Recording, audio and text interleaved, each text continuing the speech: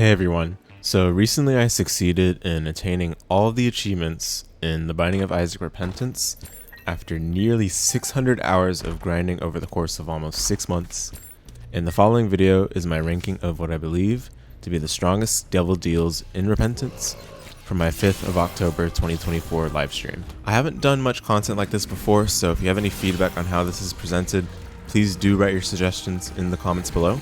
And also feel free to subscribe so that you don't miss the next streams and uploads I do.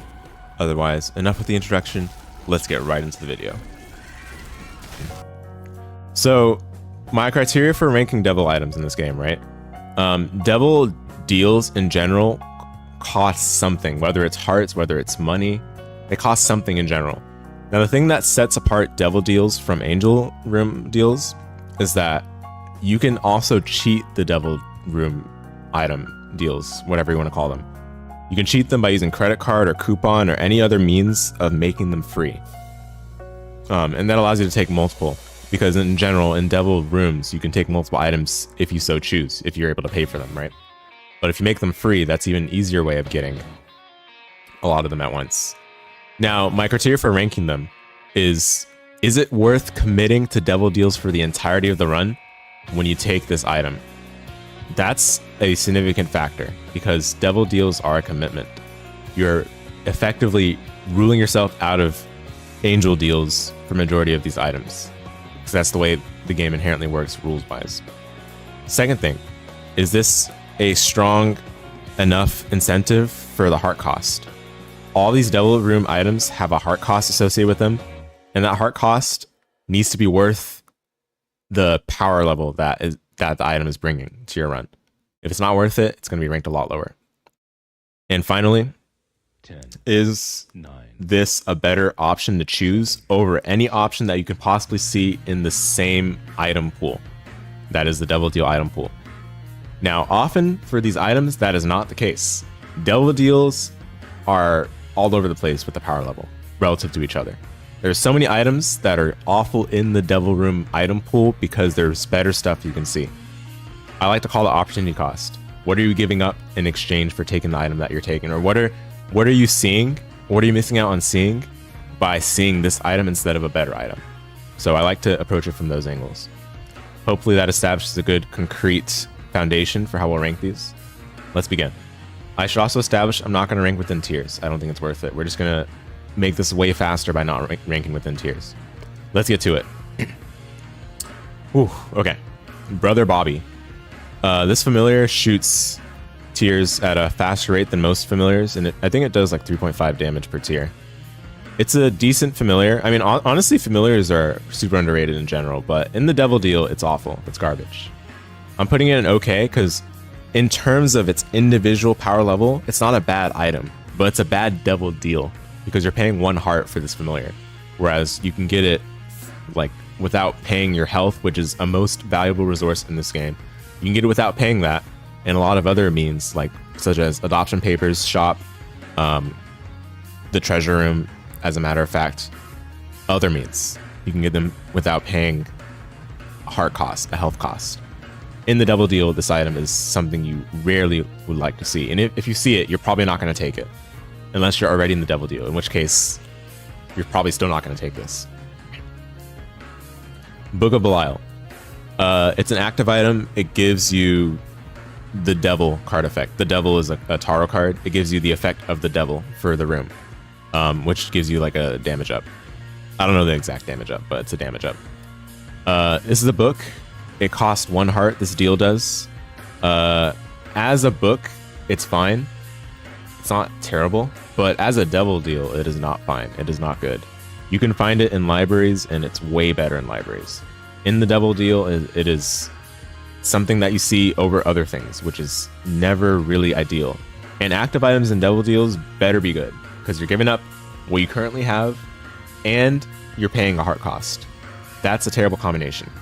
The one redeeming quality of Book of Belial is the added devil deal chance while you're holding it, but again, that's not something that you'd prefer to have to rely on if you're paying for the heart costs associated with Book of Belial.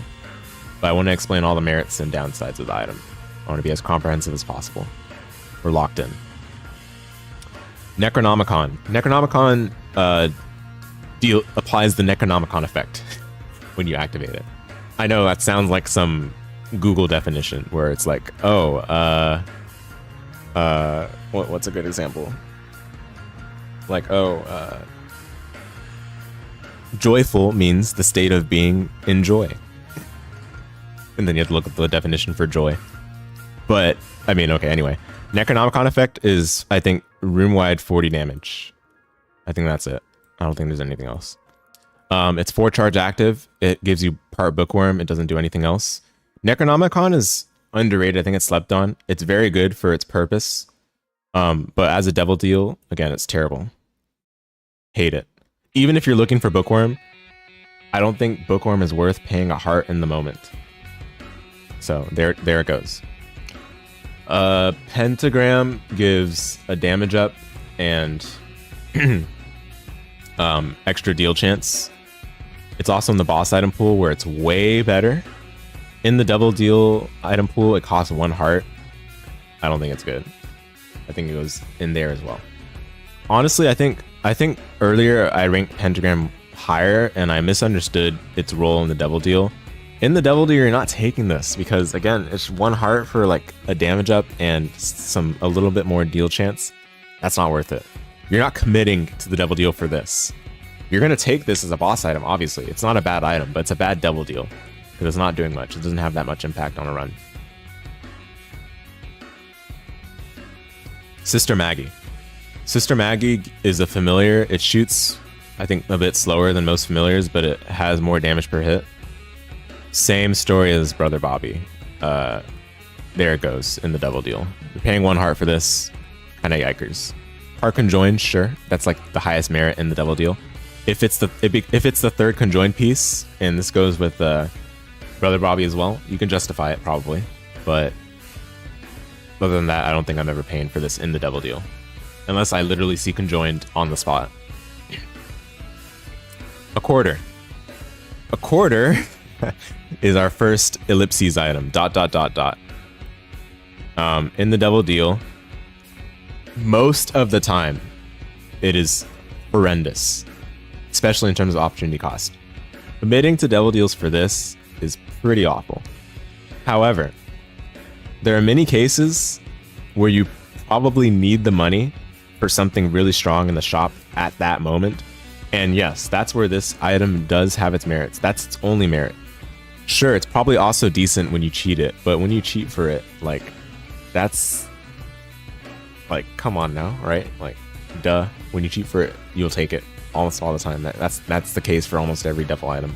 You'll probably take it if you can cheat for it because you're not committing to the double deal at that point. So a quarter's merits are when you can, on the spot, buy a strong shop item that you saw on that floor shop, and you are willing to pay for the heart cost and the fact that you're committing for the deal of the deal with the devil for the rest of the run, right? But no, a quarter is not good. This is called the Mark. The Mark gives a damage up and a speed up. It also gives a black heart on pickup. It costs 1 heart, the deal does. This is not good. I overrated this item in my first devil deal tier list. It's not good. When you're committing to a devil deal, it better have the impact on the spot. It does not have the impact on the spot. It's a minimal stat up. Gives a black heart as consolation, but it's not that good. People say, oh, it's free. The black heart is free. It's not free when you're paying a heart and you're committing to devil deals for us to run. Now, different story if you find this in the curse room, right? In the curse room, it's literally free. You're not committing to anything. Sure, fine. It has its merits there. In the double deal, not the case, especially in the opportunity cost. I think the power level is comparable with these, even though this is probably better than these other items. I still think overall in this assessment, it's okay. It's not good. Wow, such a mid start so far, huh? And it continues with the Pact. The Pact gives a minimal damage up, a minimal tears up, and it gives 2 black hearts on pickup. But guess what, guys? It costs 2 hearts. It costs 2 hearts. For extremely minimal damage up and stat up. I think it gives like 0.5 tears and 0.7 damage or something. Garbage. Why are you paying 2 hearts for this and committing the double deal for this kind of item? I don't know why. Is it part Leviathan? I guess we might as well check that. That might be like one of its merits, because then, you know, it's net health gain. If it completes your Leviathan set, fine. I'll give you guys that. But this item is not good in the double deal. Let's take a look. Let's take a look. It is part Leviathan. Okay, sure, fine. I'll give you guys that. The mark actually might also be part Leviathan. Let me see. The mark is also part Leviathan. So there you go. Same idea for both of these, though. I'll give you guys that. If it's your part 3 Leviathan, fine. But, I mean, come on now. Come on now. This is not going to be your best part 3 Leviathan piece. Not by a mile. There are so much better Leviathan completing pieces than this. And we're going to get to one of them soon. Okay. Because the impact on the run is so minimal. Dead Cat. Dead Cat is going to be our first item that's not an okay for once. I ranked this, I think, excellent in the past. I'm going to bump it down 1 tier. There's an issue I see with Dead Cat where... well, okay, here's the thing about Dead Cat. You're guaranteed to live when you pick it up. No matter how much health you have, you're guaranteed to live. The same can be said with the Pact, I guess. But whatever, I don't know. Dead Cat gives you 9 lives. It costs 2 hearts to deal. It's also part Guppy. Part Guppy is a big deal, because the Guppy is the strongest transformation in the game. But it costs 2 hearts, and it sets your red art containers to 1. So it can be a little tricky to pay for deals further, but honestly, since you have extra lives, you can still pay for other deals, as long as you know which one you want to go for. Unfortunately, once you die, it sets you out of the room, so the deal might close up, right? But Dead Cat is still strong, even without considering paying for other deals.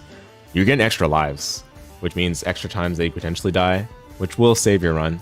But honestly, if you're going to die 9 times, then you're probably too weak to begin with, in which case you probably should not take this. But at the same time, if you're barely at the threshold of weak, but you know, this 9 lives can put you out of that, then this is still worth taking. And that's why I still think it's strong.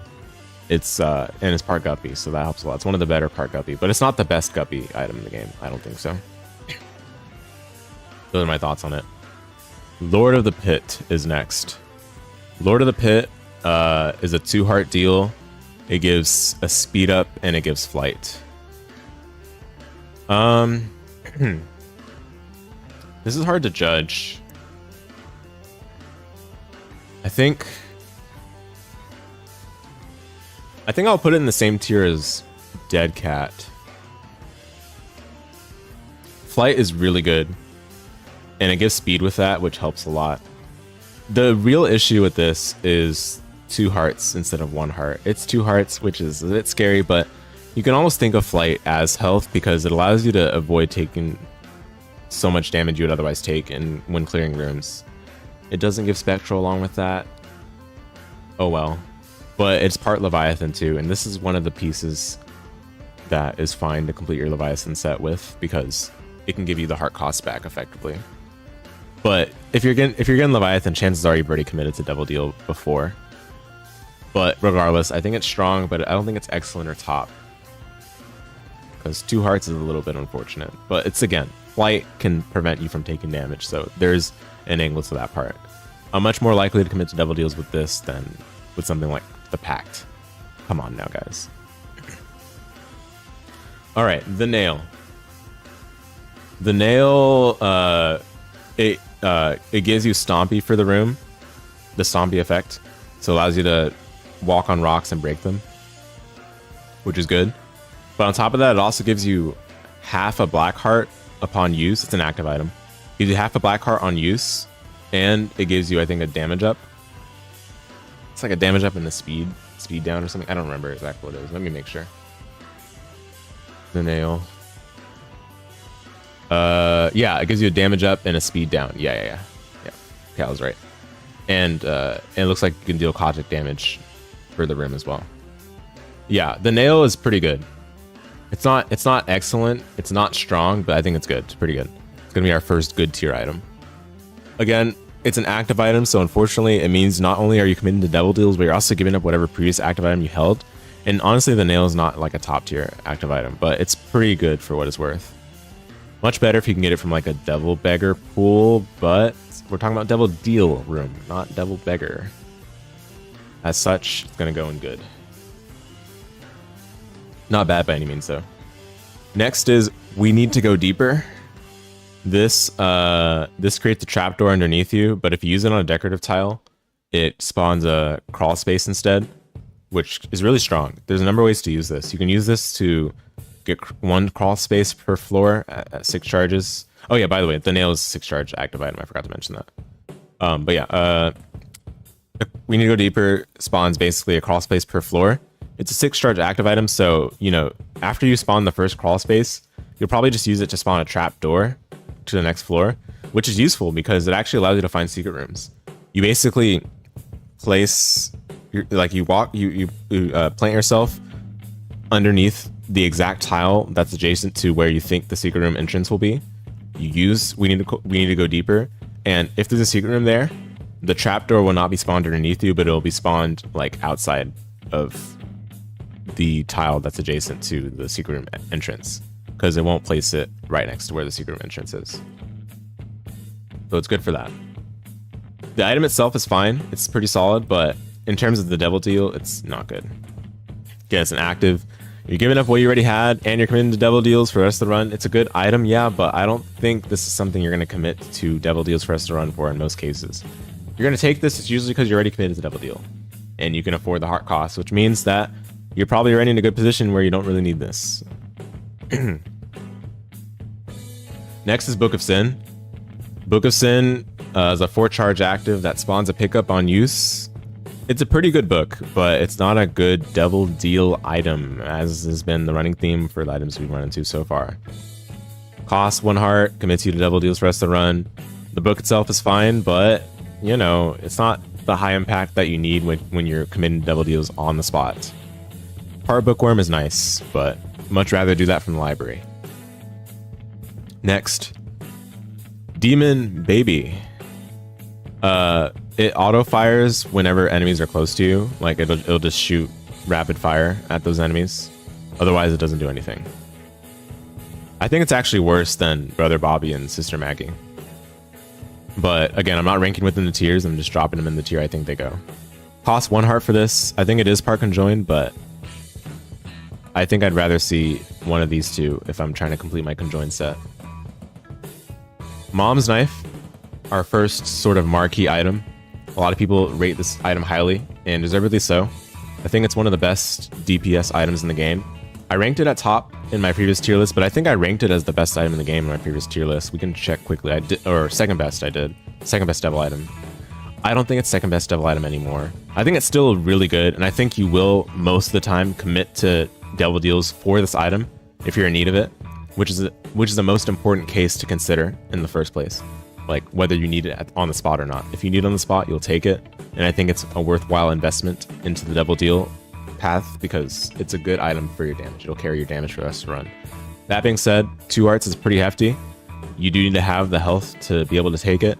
You might put yourself in a dangerous position in order to take this item, but it'll be well worth it usually because you'll be able to clear rooms and bosses for the most part with ease. I still have yet to lose a Mom's Knife run as far as I can remember. I might have lost a few or something, but I think it's still one of the best damage dealing items, and for good reason. Hence its 2 heart price cost. It'll melt through every boss. It'll melt through every enemy and boss in the game. Ouija Board. It gives the tears up and it gives spectral. That's about it. Yeah. I mean, it's good. Spectral is good. Tears up is nice too, but I think the main reason to get this is spectral. If you need spectral on the spot, it's nice. Cost a heart to commit to devil deal for it, but honestly, not the worst. I think it's just fine. There's a reason why I'm putting it higher than Pact, even though the tears up they give is both the same, is that spectral is so much better than whatever the Pact is doing, and this costs only 1 heart, whereas the Pact costs 2 hearts. Red hearts are valuable. Red hearts are allowing you to optimize your run optimize floors, get more resources. The Pact takes more of those away from you. Ouija Board takes only 1 heart, but it's still like, man, I don't know if I would commit to Devil Deal for this most of the time. But if you need Spectral on the spot, it does it for you. Just not a super self-contained item necessarily. Next is Brimstone, another marquee item. I mean, I'd say it's good.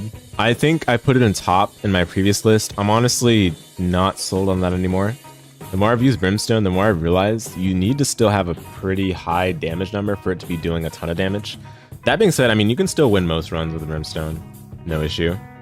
But it's not like a hard carry, I don't think. I don't know, it's kind of weird. The items that we're going to have in top for this tier list are really good, though. It's going to be hard to top those. And I think the items that will be an excellent along with Brimstone are comparable enough.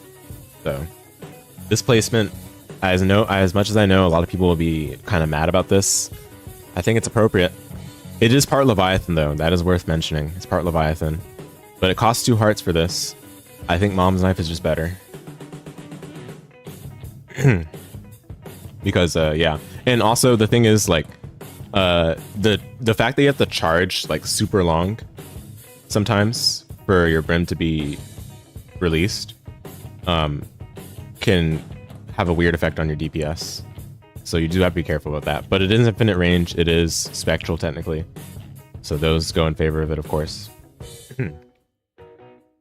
Yeah. And then we got Babylon. This item is awful. If you have half a heart, or sorry, if you have half a red heart or less, it gives you the Empress effect, which is plus 1.5 damage, plus 0.3 speed, something like that. I don't know. Doesn't matter. This item sucks. It's too situational. For it to be good, you need to... I don't know. You need the exact setup situation for it, and it's like not even that insane of a payoff. Is it part Leviathan? Not even. Look at that. What a shame. Yeah, it's even a miracle it's in okay. I'm tempted to put it in ellipses. Did I ever take this in my times going devil? To be honest, I don't think I did. Legit, I took the familiars more often than I took Horror Babylon. Sorry, I didn't mean to say it. Like I don't like the way this item is named, but anyway. Yeah, I took this item less than the familiars, I think. Yeah. Yeah, I think it's ellipses. Wow. That's definitely 1 tier lower, I believe, than what I had in the past, so there's that. Alright, next is Monster Manual. It gives a familiar for the floor out of a pool. I don't know what the pool is, it doesn't matter, this item's not good. Why are you paying for this in a devil deal? Come on now. Like, legit, I think it's the worst book in the devil deal. I think it's worse than Necronomicon. And people think Necronomicon's bad. It's not even that bad. When you really need it, Necronomicon is perfectly fine. Monster Manual, 6 charge, familiar for the floor. Ugh, it's just silly. I'd much rather have a death card at a 4 charge active. Because that's what this is. I mean, death cards technically are better, I guess, but it's the same idea where you're getting the room wide clear. It's the effect that matters, not like where you get it from, right? Necessarily. If you're thinking, if you're already considering getting the active, you're considering the effect, right? So, yeah, I don't think Monster Manual's good. Razorblade's not even in the devil pool anymore. I'm not gonna rank it. There are actually a few items that are not here in this template that are in the devil pool, so we're gonna get to those. I'll go ahead and make sure that they're in the tier list still once we get to the end of the items that are listed so far. Guppy's Paw. This is the best Guppy item, in my opinion. I think it goes here. Again, we're not ranking these in order. I'm just putting in sequentially. Guppy's Paw, when you use it, it consumes a red heart container to give you 3 soul hearts. Health gen. Health gen is hard to come by in devil items. And this one gives you, upon pickup, right, you're consuming you lose a red heart container, and then you use it, you lose the other red heart container, and then you get 3 soul hearts, right? So the first time you use it, you're getting a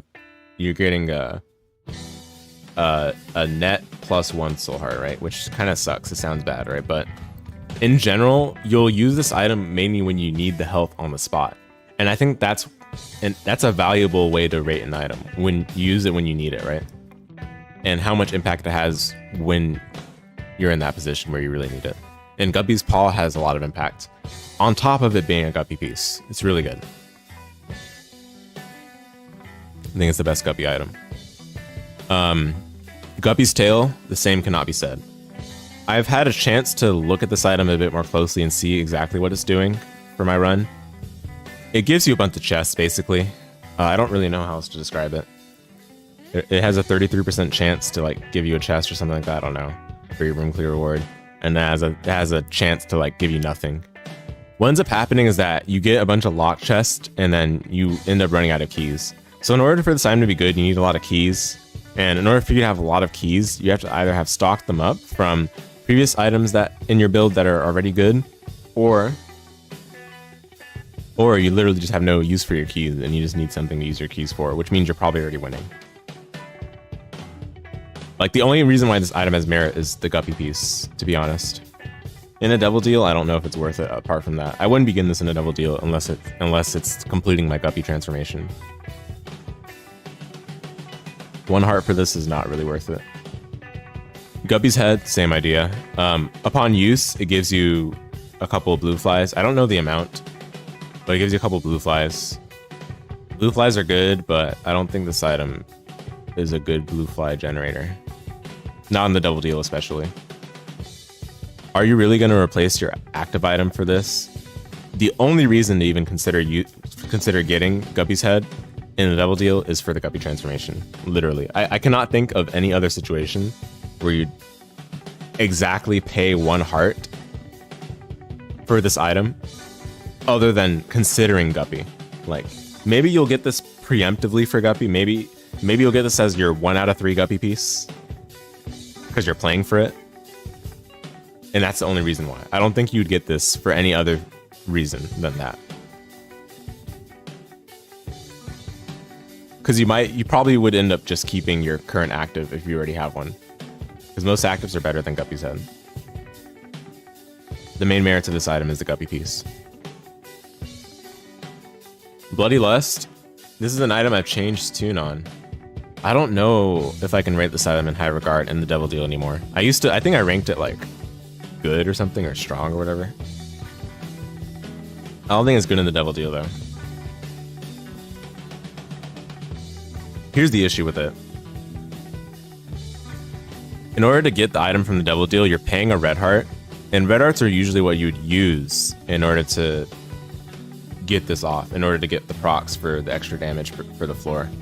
And sadly, it's only for the floor, so you have to keep doing this over and over later on. I mean, that's not like a big deal for it, but if you're in the devil deal, you're more likely to not have as many red hearts to work with, because eventually you just lose all of them, right, for the devil deal payments. So I think it's an okay. I think in the devil deal specifically, it's a little win more.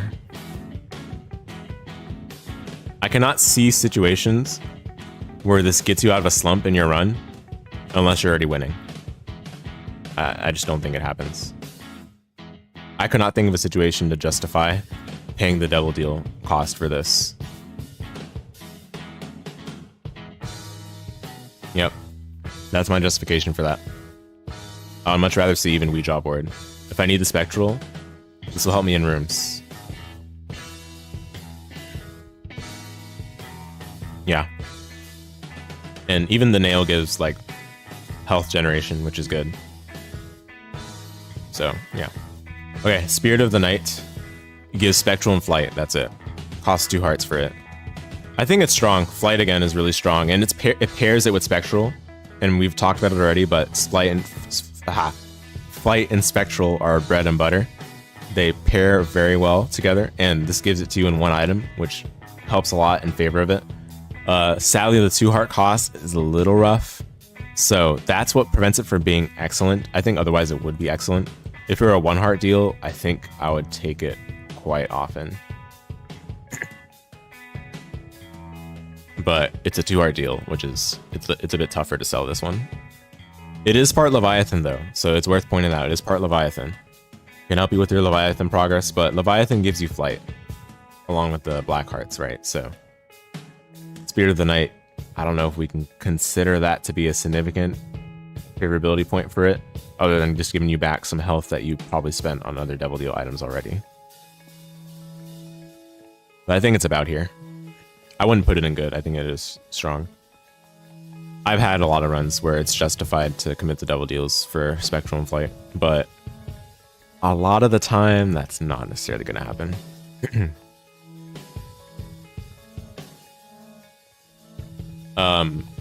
This is a Ghost Baby. It's a familiar that shoots Spectral Tears. Yeah, I mean, similar with a lot of the familiars. In a Devil Deal, I don't justify it unless it's your conjoined completion. It's just not worth it. It really isn't. There are going to be a few familiars where I think it is worth it, regardless of your conjoined progress. But this is not one of them. Sacrificial Dagger. This is an orbital. It does really good damage. Apparently it was even nerfed from what it was in previous versions of Isaac, like maybe Afterbirth or whatever. But it's still really good. I've enjoyed using it in my runs. But I don't know if I would commit to this at the Devil Deal. This is an item I had a hard time ranking in the previous tier list, and I still have a hard time ranking right now. I don't think I've ever said, oh, let me commit the Devil Deal for this, unless I already have a good synergy that works with it, like maybe Nodleaf or maybe Game Kid, you know, or Unicorn Stump. But if you have any of those, then this is a really good option, obviously, right? But I don't know. I don't know if it's like that good in the Devil Deal. I feel like even putting it in good is a little too high. But I'm going to leave it here for now, and we'll think about it afterwards. Let me know if you guys have a different opinion, because Sacrificial Dagger is definitely a weird one. I think it's better than the ones in OK, but I don't know if I would still commit to Devil Deal for it. Blood Rites. So this one basically it cost one. Not cost it. Yeah, it's a 1-heart deal, and then when you use it, it's an active item. When you use it, it damages you for 1 full red heart to apply the Necronomicon effect in the room.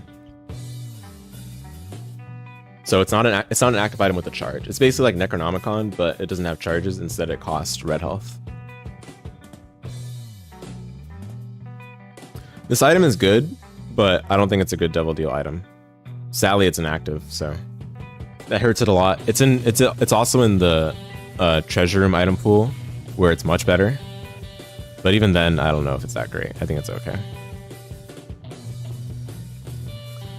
Guppy's Hairball. Another item whose only merits in the Devil Deal are that sweet Guppy contribution. That's it. I don't know what else to say about this one. I guess it absorbs some hits and it gets bigger. And you can like swing it for some damage. I guess it also is part Guppy. That's really it. I mean, I don't know. Like, Guppy's Hairball is not a good Devil Deal. It's carried by being a Guppy piece. Our next one, I don't know if the same can be said. It's a hard one to evaluate too, though, because it's not guaranteed to be an extra life. We got Guppy's Collar. Basically, it gives you a 50% chance to be revived when you die. It's a coin flip. Anytime you die, it's a coin flip whether you revive. And if you revive outside of the room you're in, the room that you died in. You revive with half a heart. It's part Guppy. I don't know. I mean, it's part Guppy. But honestly, because it's a coin flip to get an extra life, I think it's better than the stuff in OK. Because an extra life is highly valuable. I mean, I don't think anything will happen quite like the run where I had Guppy's Collar and it procced a full, like, I think 4 or 5 times in the run in total when I was playing Tainted Keeper going to Delirium. That was just insane. Nothing else could have done that than Guppy's Collar. Obviously, that's like super lucky and unlikely, right? But I mean, hey, each individual instance is a coin flip to come back. So who can say no to that? But yeah, it's a 1 heart for it. I think, again, if not for the fact that it's a Guppy piece, it wouldn't be in good. That helps it out so much.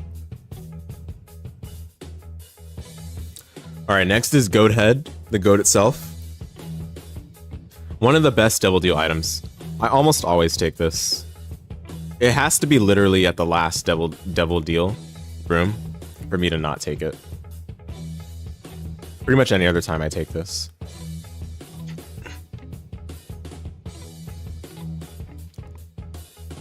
Costs 1 heart for the deal. It gives you 100% chance for deal rooms. Now, of course, if you're paying for the heart cost, then you're committed to double deal for the rest of the run. So that 100% chance is going to be a devil room guaranteed.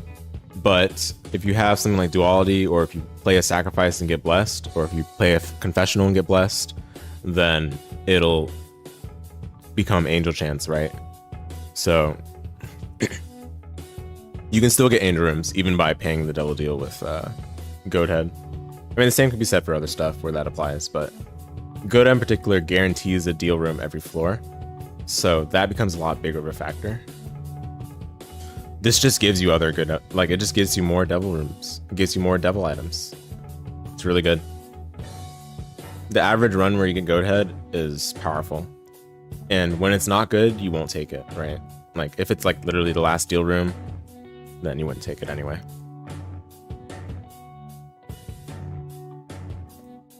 Ceremonial Robes.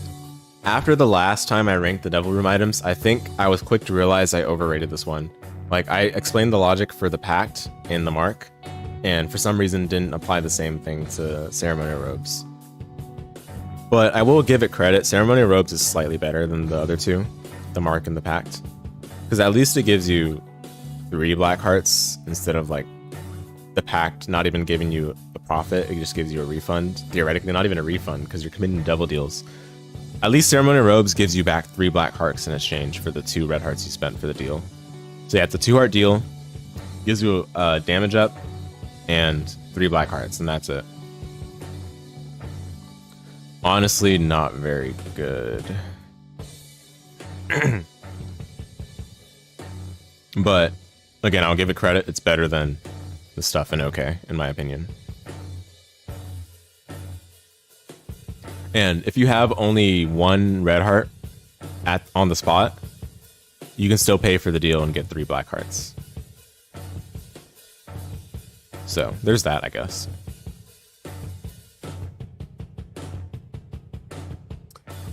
Yeah, I guess that helps in the immediate, but you still kind of be in a terrible position. Yeah, those are its merits in my opinion. I don't think it's really that good though. Like, again, paying 2 red hearts to commit to deals for the rest of the run for basically just 3 black hearts and a small damage up is not the best. It's way better in Curse Room. Is it even in Curse Room? I can't remember. Something like that. I know it's in Devil Beggar. It's pretty good there, obviously. Okay, next up is Gimpy. Make way for Gimpy, one of my favorite items in the Devil Room item pool. Love this guy. I think it's really good. I think people probably don't underrate this, but I do think that in the Devil Deal it works perfectly. Because basically what it does is when you kill enemies, those enemies have a chance to drop a half red heart. And then if you take damage, you have a chance to drop a soul heart. And I believe one of those scales with luck and the other one doesn't, or something like that. I don't remember exactly which one to do. This is a 1 heart devil deal cost, but it's super good. It's super good. Health generation. The half hearts you drop can be used for paying out other things to build resources for optimizing floors and such. If you have a bone heart, it can be used for sacrificing. Those are not some things I want to like way too heavily into the merits of this item, but those are possible things you can do by taking this item in the devil deal pool. I think it's very strong. I do often commit the double deals for this item. It doesn't save you on the spot though, which is a bit troublesome, right?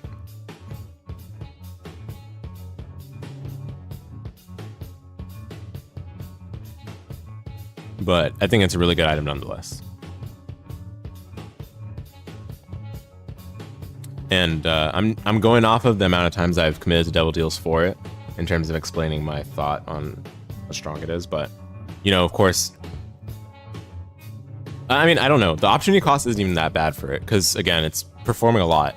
The worst part about this item is just on the spot, in the exact moment, it's not something that gets you out of a rut in the double deal room. There are plenty of other things that would do that. Gimpy doesn't do it on the spot, but it's an investment into something that takes your run forward if you're just barely stable but not incredibly weak. Abaddon. Let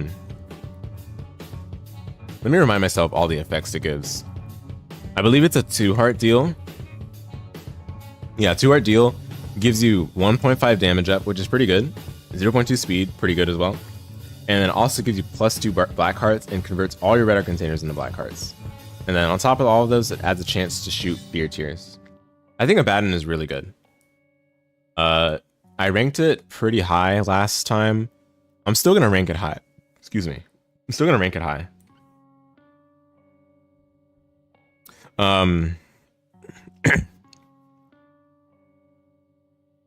The nice thing about it is that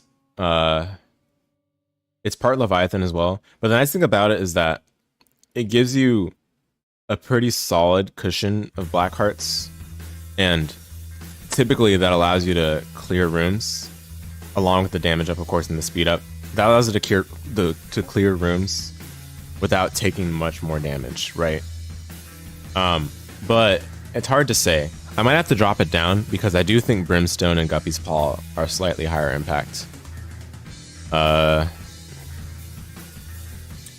Abaddon, huh? Yeah, it's hard to say. I think I will drop it down actually. Because like, yeah, Abaddon is something I will take quite often, but that doesn't mean that it's high impact like Brimstone level or Guppy's Paw level. Because it has a very good, if it has a very good opportunity cost, yeah, it's a good item relative to other Devil Room items, so it's something that you'd rather see. But at the same time, you still need to get rid of all your red heart containers, which I think that's the downside that I'm considering the most. Hey, Chewy, what's up? You came for the Devil Room item portion of my ranking. Oh, we've been at this for how long? 5.5 hours. Oh my goodness. But we still got one more after this, which is the Angel Room. Yeah. I've had a lot of changes of opinion for the Devil Room items, but it's super hard because I need to go off of like stuff, or not like basically I need to go off of times where I'm like, would I commit to a double deal for the rest of the run with this item, right? And that honestly made me rate a lot of these items a lot lower. Because I think the first time I was ranking the double deal items, I wasn't considering that enough. So like stuff like Ceremonial Robes were like being ranked too high like this, where in reality, like, yeah, it's a good item in a vacuum, but then in the devil deal, it's like, yikes. You know what I mean?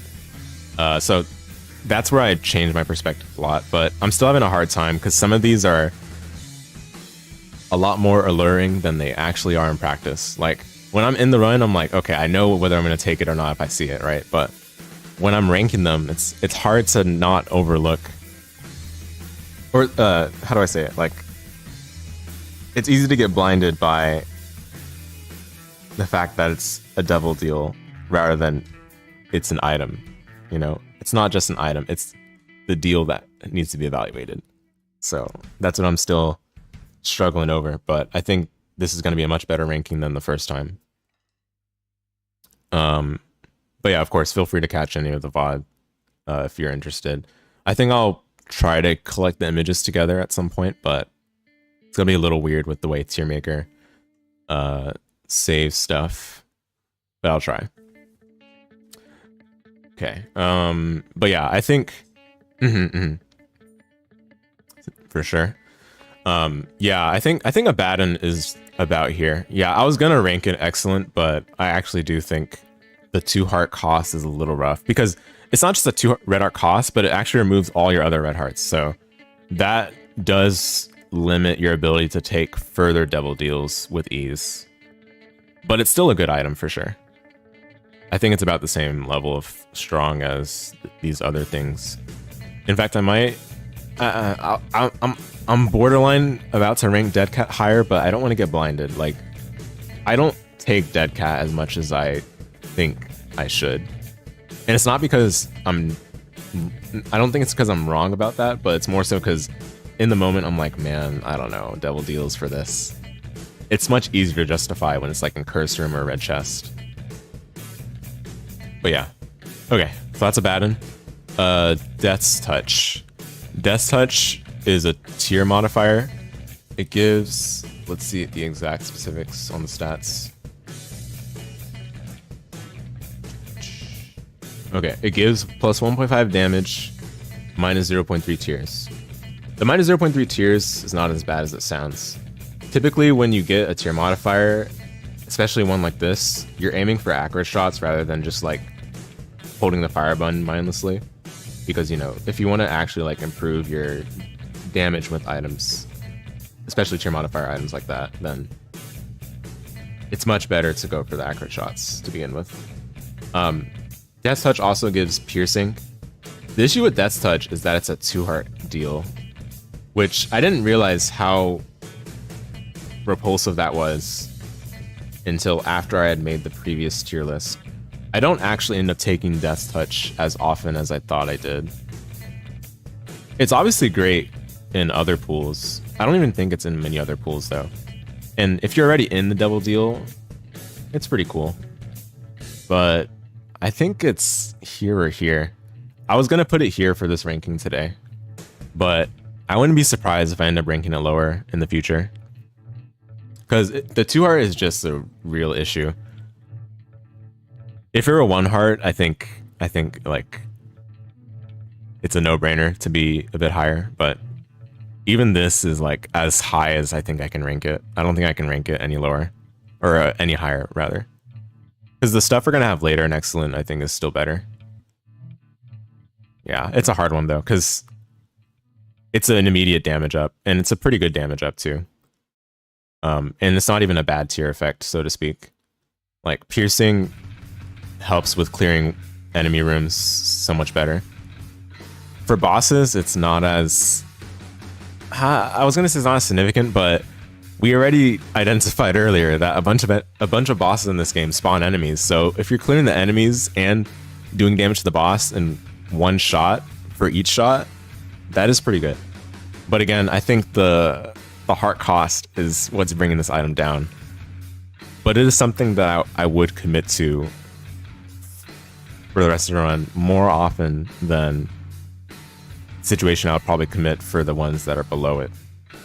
So I think in terms of like evaluating the opportunity cost, like you see this item as opposed to seeing any of the items that are lower, I don't think that's a big deal. Like, I wouldn't mind that much. So yeah, but this one I'm definitely on the fence still. Like, I know a lot of people rank it higher. I think that's a bit of a mistake for Devil Deal Room specifically. But yeah, again, this is a tough one to rank too. Okay, not as tough for this one. Contract from Below. I ranked it in high regard in the past, but I think that one I know for sure I was conflating my opinion on it with obtaining it from the Curse Room. The Devil Deal is a different story for this item, but I still think it's good. I still think Contract from Below is good, don't get me wrong. and that's where I'll place it. I'll place it in good, but I ranked it too high in the past. I think I ranked it like somewhere here or here in the other tier list, even though the rankings were different. But I ranked it a little high. I think it's still good though. But in the Devil Deal, it's not as much of a no-brainer. I think in the Curse Room, it's like almost always a take. Because in general, like the item effect for this, let's get from the wiki. It doubles the number of most room clear rewards, but it reduces the chance of getting one by 1/3. That's what the wiki says for it.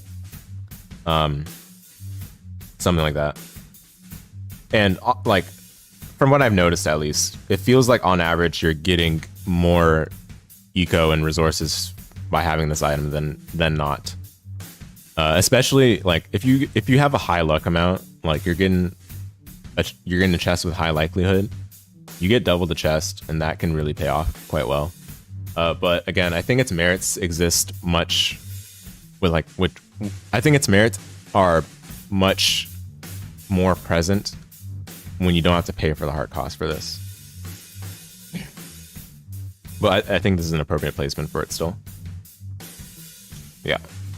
I like ever since ranking the last time, I don't think I ever committed to a Devil Deal from having seen this item in the Devil Deal. So there's that to be said. Whereas, you know, in the Curse Room, I basically always take it. Next is Dark Matter. Dark Matter gives a damage up. It's like 1 damage, I think. And it gives Fear Tears. I mean, it's good, but I don't think it's anything greater than that. If we're thinking Ceremonial Robes, 2 heart cost for 1 damage and 3 black hearts is good. I don't think Dark Matter is any better than that. I've gotten this though quite often when I'm already in Devil Deals, but I'm not committing to a Devil Deal for the on the spot damage. Like that one I don't think ever happens. I think the good tier is actually pretty reflective of how I feel about each of these items. Like all these items exist in their merits, but then I don't think I've taken a deal for this exact item on the spot.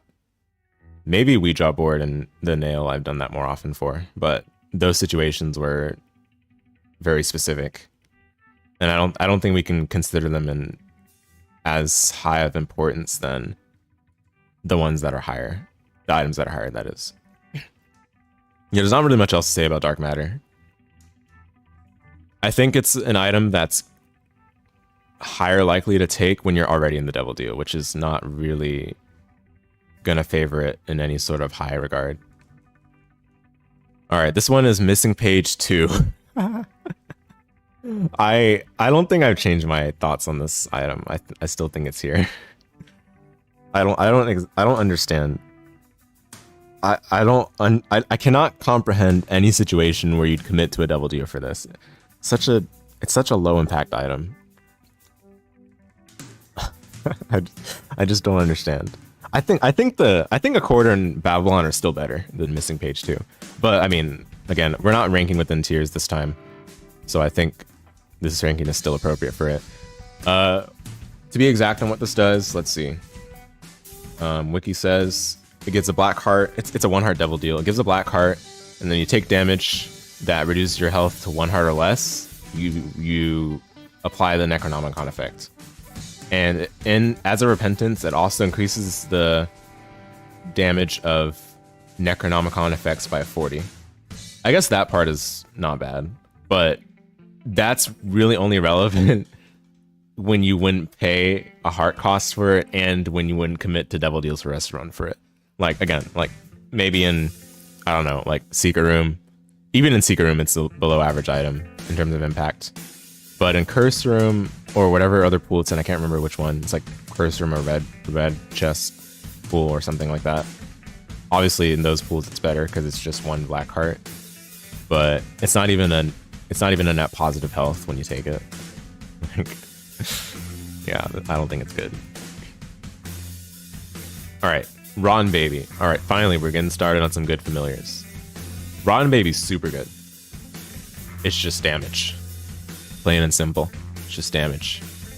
And it's good effective damage at that. It spawns blue flies with you while you're attacking. And the blue flies have, in general, pretty good tracking on enemies. I think blue flies scale on your own damage, but even when you're low on your damage stat, this is still a pretty effective form of DPS. I think it's strong. This is one of the familiars I am more likely to commit to double deal for, depending on the situation. But I don't think it's still as good of a double deal item as some other familiars. Like, but it's at that like baseline where, all right, fine, I will consider committing to double deal for this one if I'm really in need of it. Which it's important to consider the situation where you're really in need of something, right?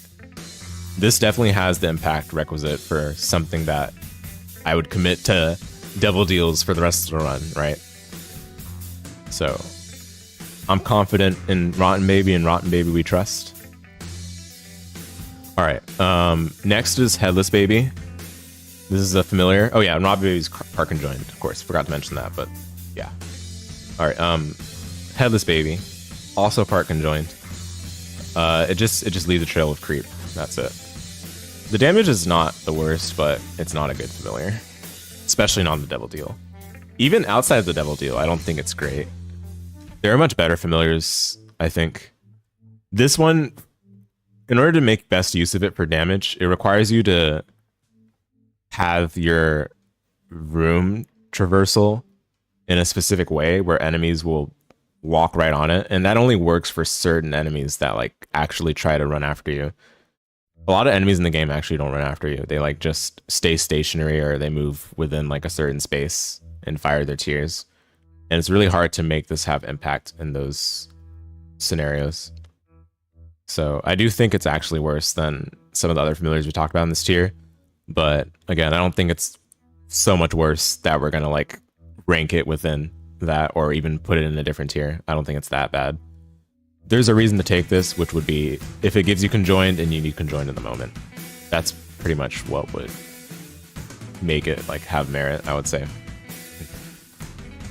All right, another good familiar, Lil Brimstone.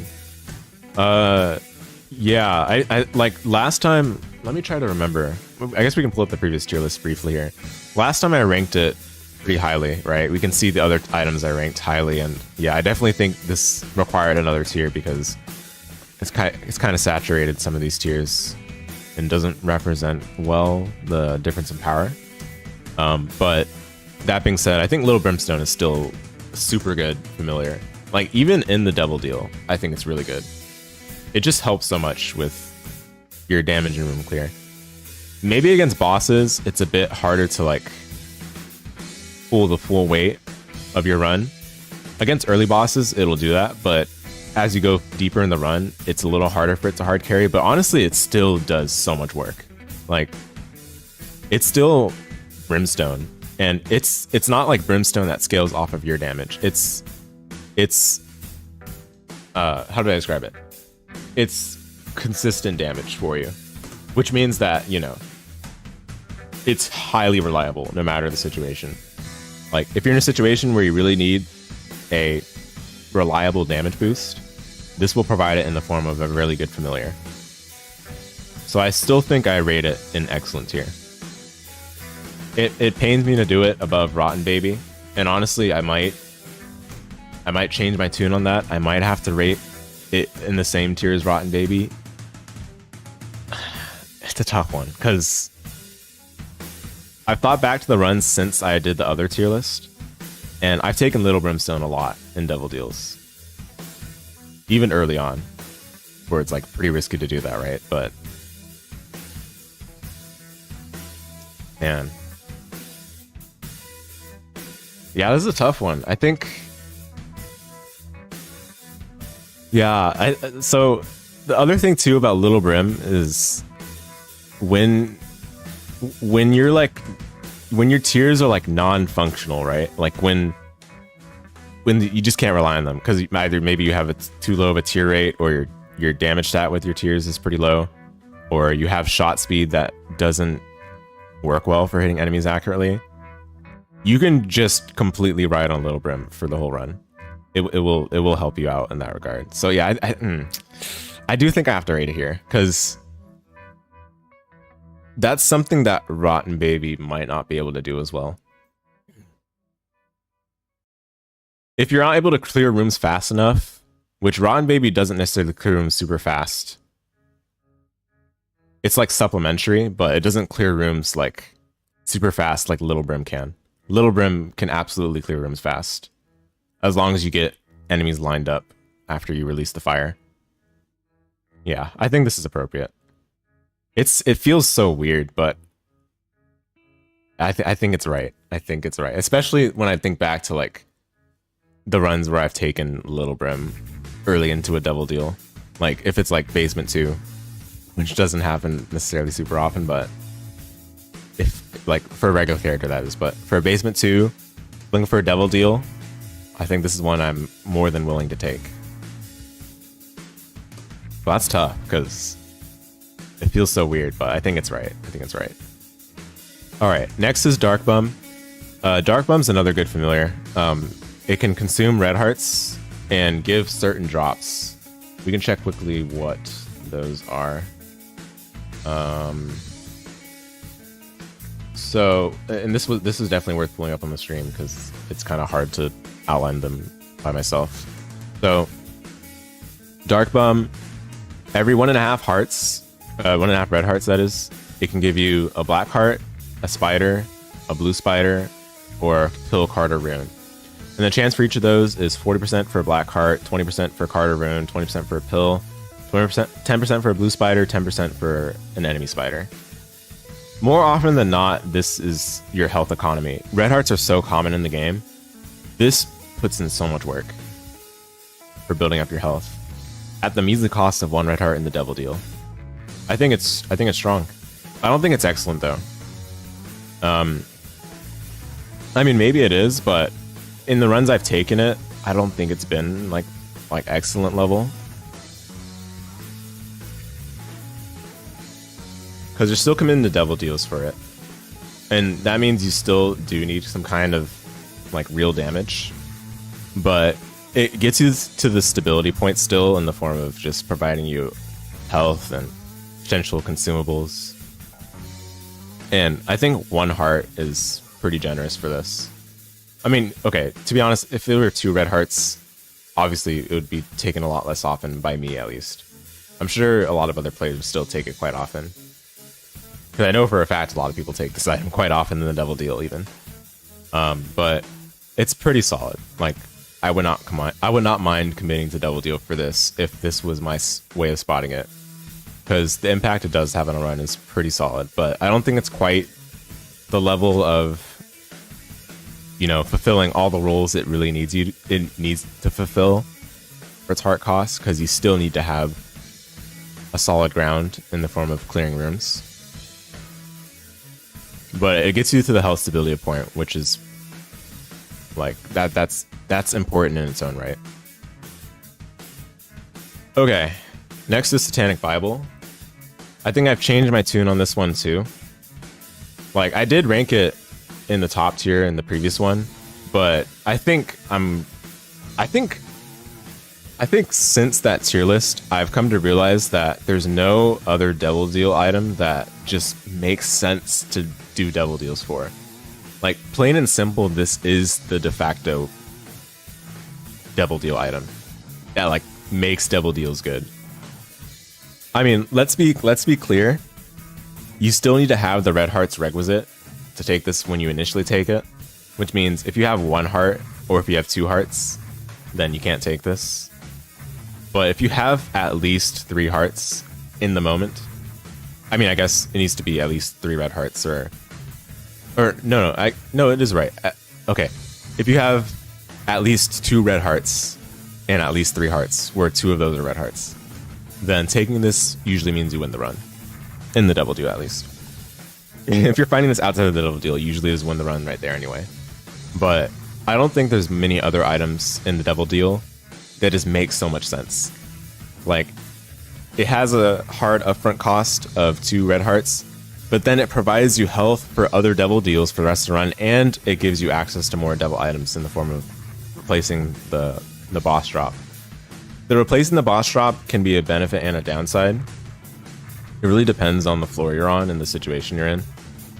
Replacing boss drops early game can be more of a detriment, I would say. So it's better to save that. It's better to save using Satanic Bible until after the boss. But I think from a certain point onward, you can safely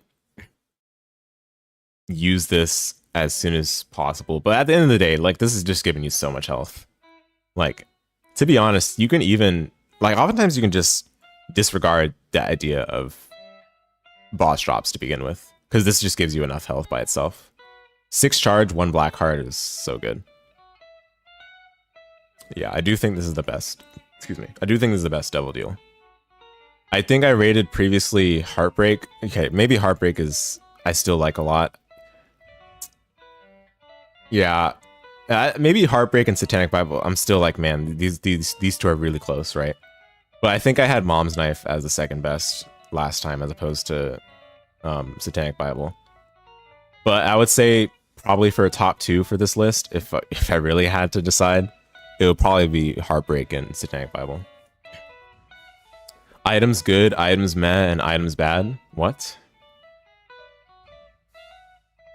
What do you mean?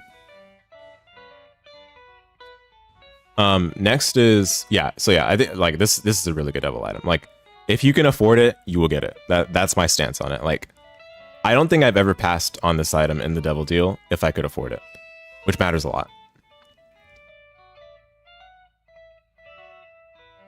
This one is Judas Shadow. It's a revive. It's a 1 life, extra life item. When you die, it revives you as Dark Judas, which is I believe it's similar to Tainted Judas, but you don't get dark hearts. You still have 2 black hearts and you have good stats. I don't think there's much else to say. I mean, this is a pretty strong revive item. Considering it's in the devil deal, like, I think this item is surprising. It's surprising how good it is. It's 1 heart, I believe, too. It's not even 2 hearts, it's 1 heart. Let me make sure.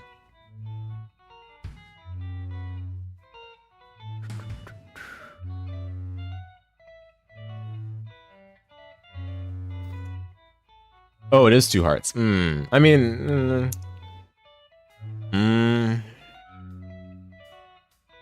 It's 2 hearts. I have taken it, though. I have taken it quite often.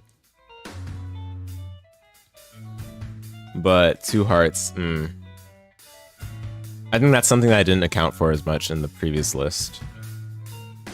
It's definitely not the best extra life item by any means, but again, it's good considering it's in the devil deal, you know.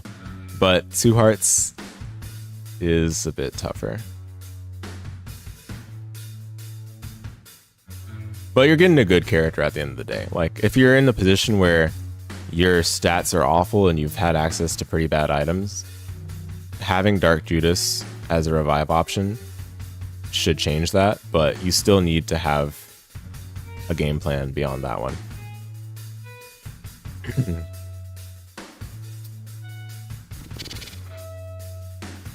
Nonetheless, I still think I take this more often than some of the stuff below.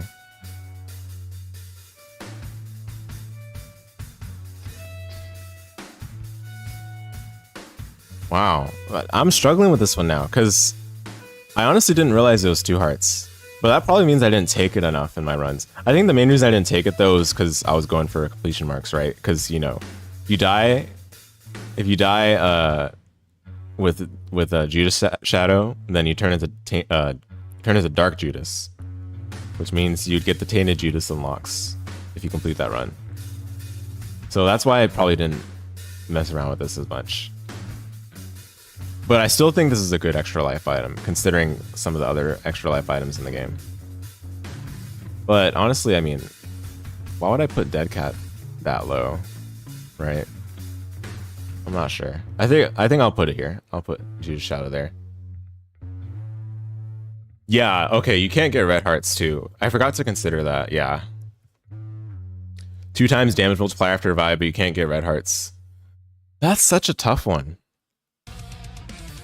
That definitely hurts it though, because you know, you're playing a character that cannot get red arts any longer, which weakens your ability to benefit further from taking devil deals. I think that's a bit problematic. But yeah, there's also the 2 times damage multiplier. I'm gonna put it here. I think I need to come back though and decide on this one, because I'm realizing now I didn't take this item as often as I had wanted to because of the completion mark thing. So I'm gonna probably reevaluate this one later on. But I don't think it's any lower than excellent. It is still a really good extra life item. But I don't think it's any lower than excellent.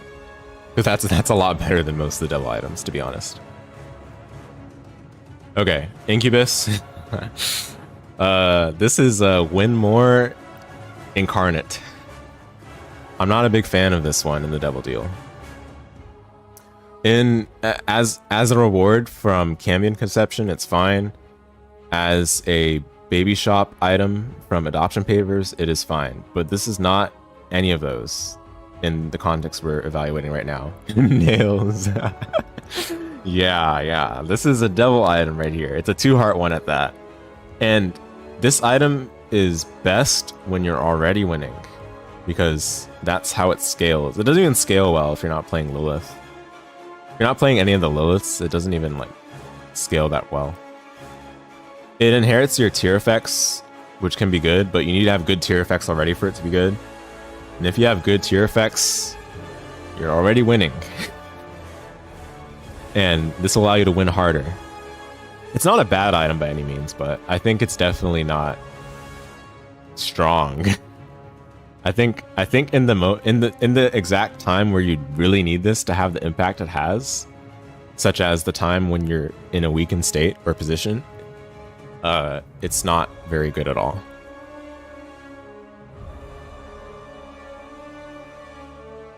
Yeah, I don't think it goes any lower than good though. But to be honest, like, maybe I would rank it lower eventually. I still need to figure out if I don't know. No, actually, I can't think of a situation I've taken this where I'm not already winning. I can't think of any situation where I'm like, this run needs Incubus. It's only if I'm like literally already so good, like where I don't care about 2 hearts, because, you know, I have a good tier effect, or yeah, literally. Wow. Incubus is awful. Oh, this is funny. 2 hearts definitely does not help it any.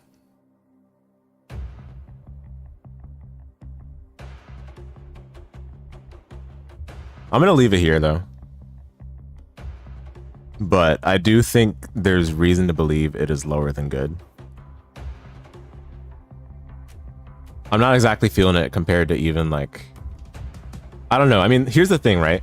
The rest of the items in good have their time to shine in the moment that you'd care to commit to devil deals for them.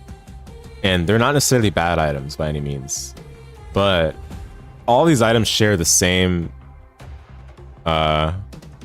same problem, where committing to devil deals for these items is kind of rough. So it's fine. I'll leave it here for now. I'm thinking back to runs where I've tried to take Incubus from the devil deal. I definitely would not take this if I'm like on the verge of dying. It just does not. It's not that kind of item. Not at all. If I'm on the verge of dying, it does not help. Well, that's the case for a lot of devil items. Yeah. Anyway. Next is... what's next? Betrayal? I don't like Betrayal, really. I mean, even outside of devil item pool, I don't feel like it helps that much. It can cause enemies to turn against each other, so they hit each other. It's kind of like, I guess, charm a little bit.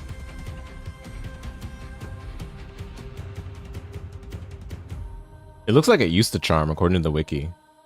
But it only used the charm when you took damage. Yeah, it looks like it causes other enemies to attack each other if they get hit by each other. So you can theorize that, okay, yeah, for room clear, it has its opportunity to shine. But again, I don't think I've ever committed to double deal for this item. So even when I'm already committed to double deal, I don't think I've ever taken this. I can't actually think of a time I've taken this item from the double deal. Uh-oh. This might be Ellipses tier.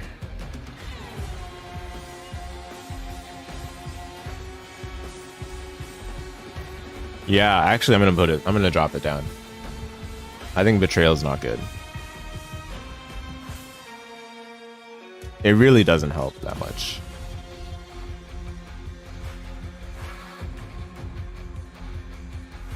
Yeah. There's an issue with immediate impact versus like long-term impact with Devil Room items, because the immediate impact is almost a bit unfair because you have to always take into account the hard cost, right? And the committal concept. I shouldn't even say unfair. That's the whole point, right? Like, you're always taking a risk with double deals. But I do think Betrayal is... It lacks any real merits that I can think of that aren't fulfilled by better items. Like, there's different degrees of I'm not committing to double deal for this, but I think this is on the lower end of that spectrum. So, there it goes. Okay. Let's see. Maw of the Void. Wow. A lot of players hate the nerfs that this got. I don't know. I mean, I'm not aware of how it was before the supposed nerfs. I mean, it's still super good, man. Come on. I had a run extremely recently where I was really struggling. Like, I had hardly any damage, I had hardly any health, but I had just enough health to pay for Maw of the Void in the deal room that spawned. I think it was like depths 1 or 2 or something. So I took Maw of the Void, right? I'm like, man, this is so risky. I have only 2 hearts left after this. Going into the subsequent floor with only 2 hearts left. So risky, right? But I do think this is a really good item, just for raw damage. It does require you to point blank sometimes. Not sometimes. It does require you to point blank slightly, which can be risky against some enemies, especially if the enemy like kind of explodes on death. But at the beginning of the Maw of the Void release, that's when it expands to like pretty high radius, I would say. And honestly, it's big enough where you can kind of stay comfortably out of the range of the dangerous death rattles. So yeah, I think it's good. Like, based on the run I had very recently that I remember vividly, where I was like, okay, man, I just gotta try it. I gotta see if Maw of the Void really is as good as it's advertised. And I think it is. I think it is. You know, I don't want to put too much bias on individual situation, but given it helped in that situation, I'm sure it helps in a lot more situations than I gave it credit. Yeah, and it's not even like just bad. It's not even just good for clearing rooms. It's legitimately good against bosses too. The damage it provides is really, really solid. I'm honestly surprised that this is its nerfed state, because it still feels really good to me. I don't think it's quite top though. 2 red hearts is a bit brutal. I think it's part Leviathan, however. Yeah, it's part Leviathan.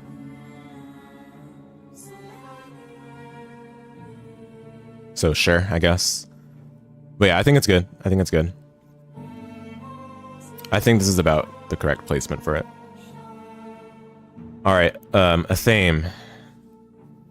I think I rated Athame excuse me, I think I rated Athame too highly. I started to notice, like, it wasn't really right after the tier list I did last time, but it was like over time.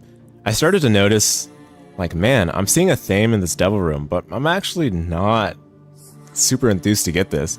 And quite often the price for it was 3 soul hearts. I'm like, man, 3 soul hearts for slightly better room clear, slightly better ordinary boss fights. I will say, like, against certain bosses, like, well, I mean, Blue Baby it's good against, but like it's not like Blue Baby's hard to begin with. But against certain bosses like the Beast, specifically when you fight the Horseman, the Ultra Horseman, it's pretty good against them. Not all of them though. It's still not like enough, right, by itself. It's, I don't know. I mean, I can't really think of many other examples, to be honest, where Athame is super good. I guess it's good for room clears and it's good for like ordinary bosses. But I don't know if it's as good as I thought previously. Where did I rank it previously? Excellent. Yeah, I definitely think it's one tier lower. Like, I know I don't have a, like, there's a gap between excellent and good now with strong. I think that's where it will go. I think it's strong, but I don't think it's like excellent or anything. But it's still pretty good, but I don't know if I take it as much anymore. From Devil Deal, at least. I mean, obviously, from Curse Room, it's super good. It's free, for the most part. Like, you know, obviously, you probably took damage to go into Curse Room. But in terms of, like, seeing it on a Curse Room pedestal, that's much more desirable. Because this is a 2-heart deal. But I still think it's better than the ones that are in good. Despite being 2 hearts. Okay, Empty Vessel. Yikes. Yikes. I don't know. I don't like this. Is it 1 heart? Please tell me it's 1 heart. It is 1 heart. Okay. Ooh. Otherwise, I was gonna put it here for sure. Yeah, it is 1 heart. Okay, that's fine. It gives 2 black hearts. Oh, I forgot to say what Athame did. Yeah, so Athame has like a luck-based chance to, when you kill an enemy, it like creates a ring that expands, similar to like Maw of the Void, and it can like chain after that, similar to how we think of like shmups, I guess. It can chain and kill enemies in like rapid succession. That's pretty cool. But yeah. Okay, Empty Vessel. So again, it gives 2 black hearts on pickup. While you have no red hearts, it gives flight, and it gives periodically an invincibility shield for a few seconds. Yeah. I don't think it's that good. I don't think I've ever committed to a Devil Deal for this, unless its situation is right, which is not very often. And those situations, if they come up, there's still better stuff. There's still better stuff, to be honest. Like, I guess you can pay for flight for cheap if you're in that situation. That's perhaps its best merit, but too situational. Lusty Blood. Yeah, I rated this too highly last time, I will admit. I put it in good. I don't even think it's that. I don't think it's there. I did not realize it was a 2-heart deal. Legit. I thought it was 1 heart the whole time. It being 2 hearts is rough. It's so rough. I think it would be good if you were 1 heart. I think it would be good, but 2 hearts is so rough.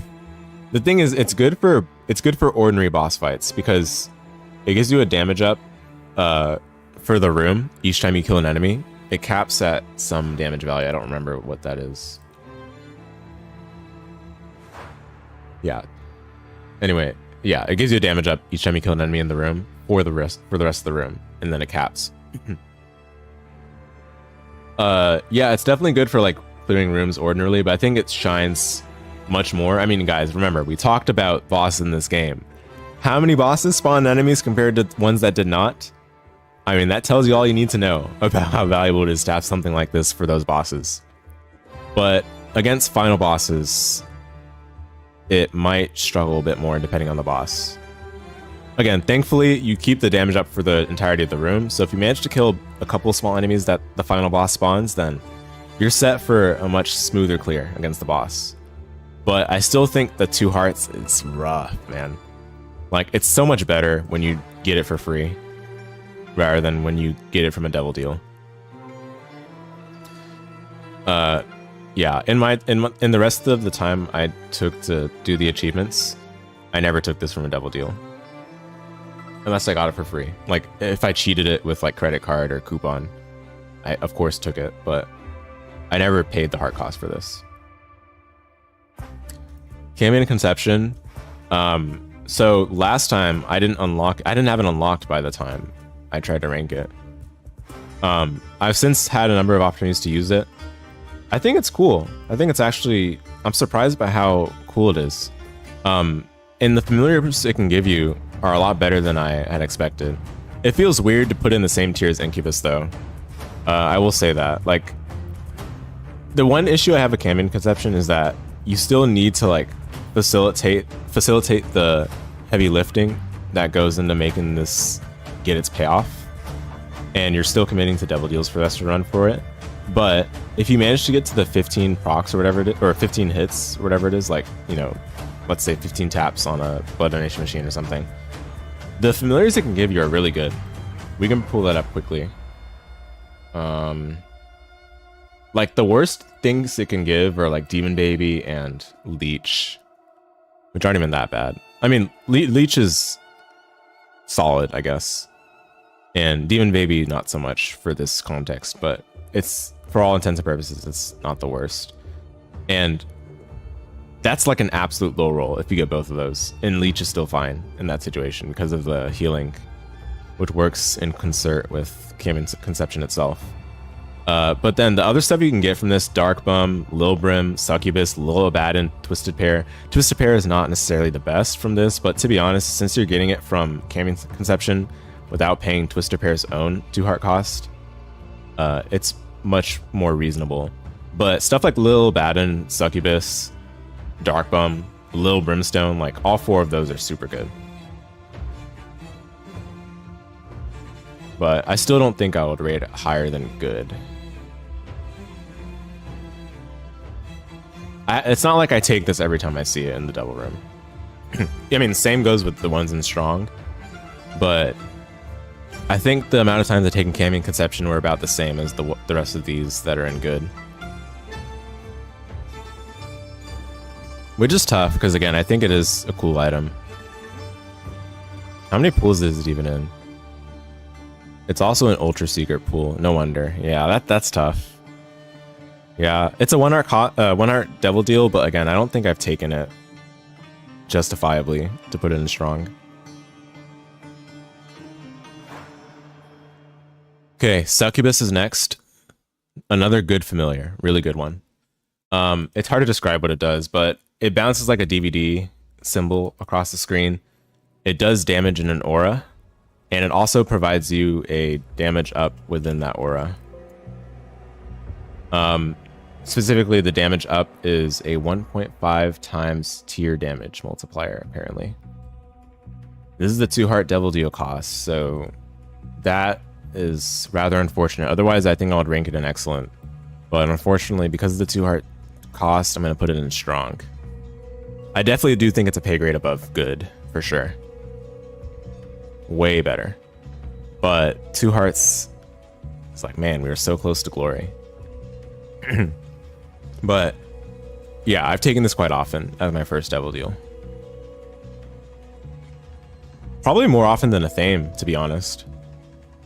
But I'm not ranking within tiers. I think the difference between the number of times I've taken Athame and Succubus is not super significant.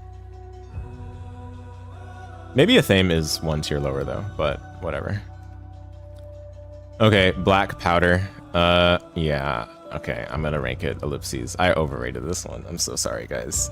I've never taken this in a double deal unless like I'm like already winning, or I don't really care at all about just taking an extra devil item or something. I don't know. I've never taken this.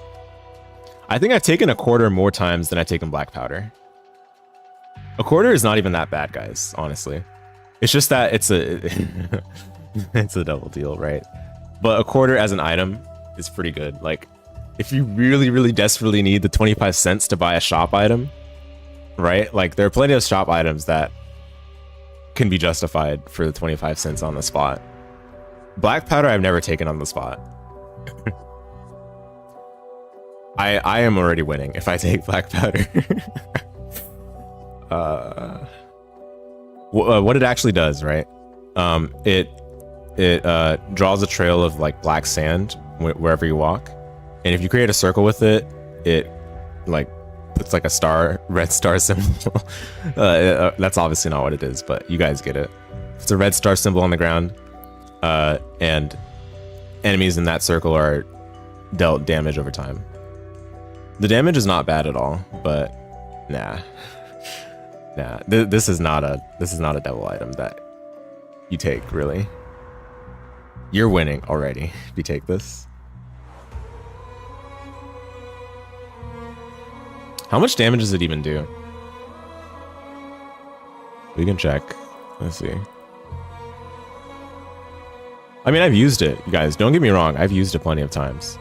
10 damage per tick. I mean, 10 damage per tick is not even that bad. Maybe I should use this more. Just to understand if that's worth it. But, nah, I don't know. Okay, I think, okay. For now, I'll put it in okay. I'll put it in okay. That means it's not changing its position from the previous time. But, like, because realistically, I'm sure it does have a place in providing damage to your run, but I've never taken it.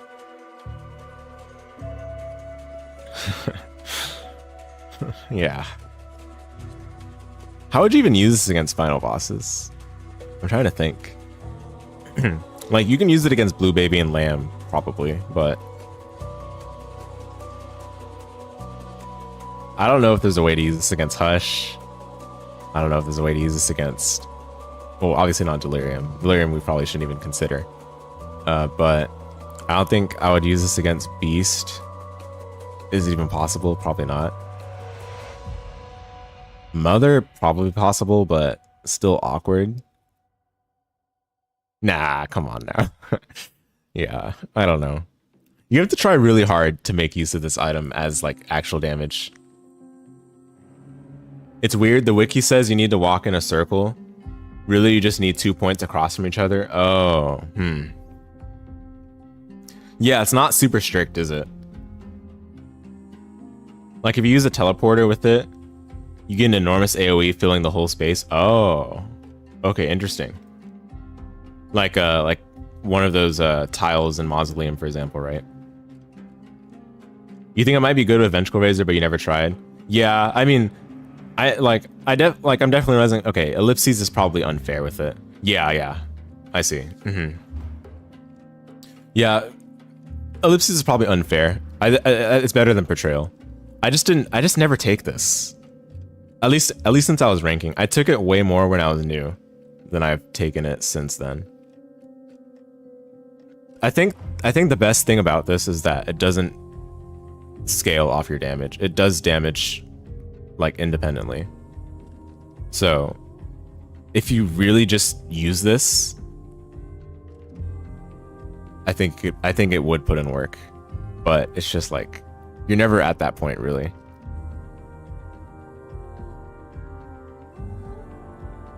I'm gonna try it. If only it were easier to proc. Yeah. But I'll think about it. Like, the next time I see it in Double Deal, I'll just grab it and try it. I don't think I've really done that aside from when I was new. So this is another item I'll probably have to give it a second shot at. But yeah, maybe Ellipses is a little unfair to it. Okay, this is what is this even called? Multidimensional Baby or something? Anyway, it's the familiar tier. I think it's worse than the other familiars though, to be honest. But again, I'm not ranking within this tier. I think it's just fine here. 1 out of 3 conjoined. It allows for stuff you shoot through it to be, like, duplicated, I guess. Something like that.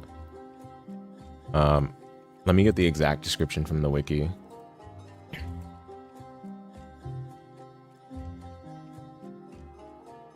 It follows Isaac's movements on 2.5 second delay. Tiers that pass through the baby will be doubled and increase in speed. Yeah, I don't know. I mean, it's not good. It's not that good.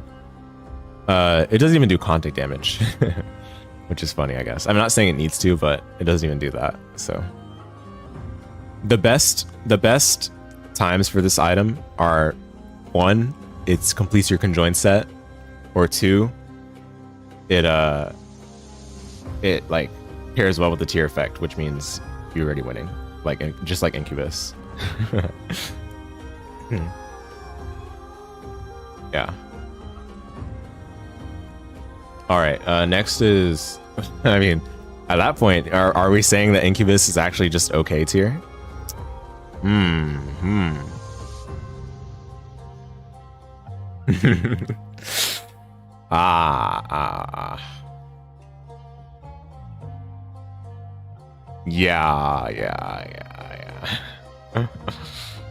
I think so. But it just feels weird because I've taken Twisted Pair. No, I don't need to get blinded by the situations I've taken Twisted Pair. They're about the same anyway. The time, like, I think I've taken Incubus most often when I'm playing a character that's gonna go Devil Deals anyway, like Tainted Jacob or Tainted Lost.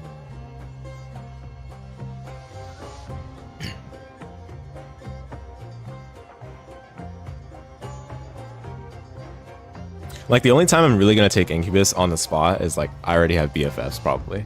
Other than like I'm already strong, like I have BFFs. Because that's like BFFs is when Incubus is actually good. But even then, yeah, I think I'm gonna put it here. But anyway, well, it's not a big deal. It's whatever. My Shadow.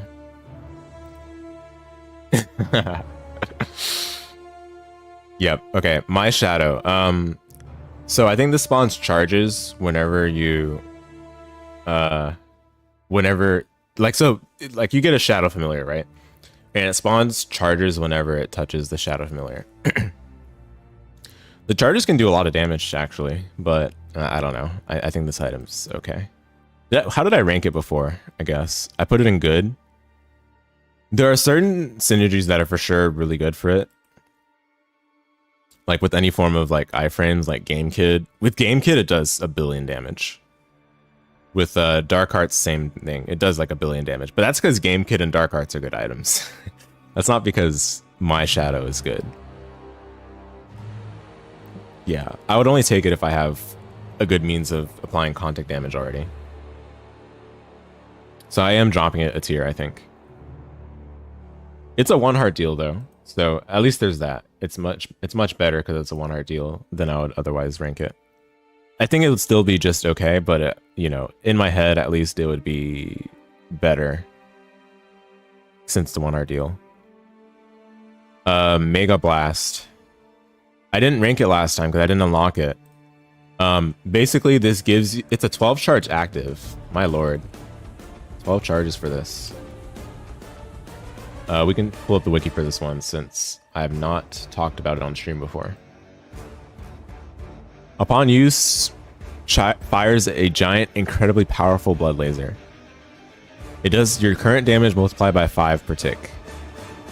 And it pushes you backwards during it.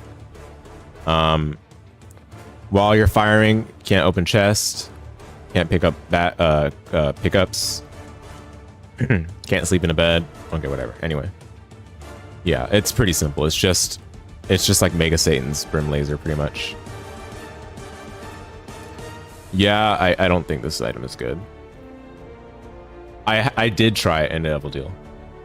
I've also started with it as Eden.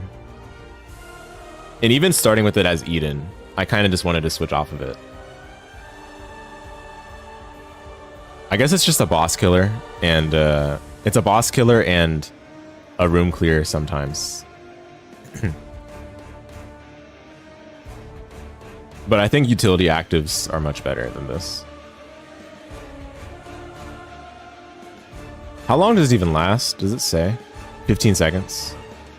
Yeah, like Mega Mush is better because it's also utility. Like this is not even any utility at all. I mean, comparing it to Mega Mush is a little weird, but that, like, I'm just trying to use an example.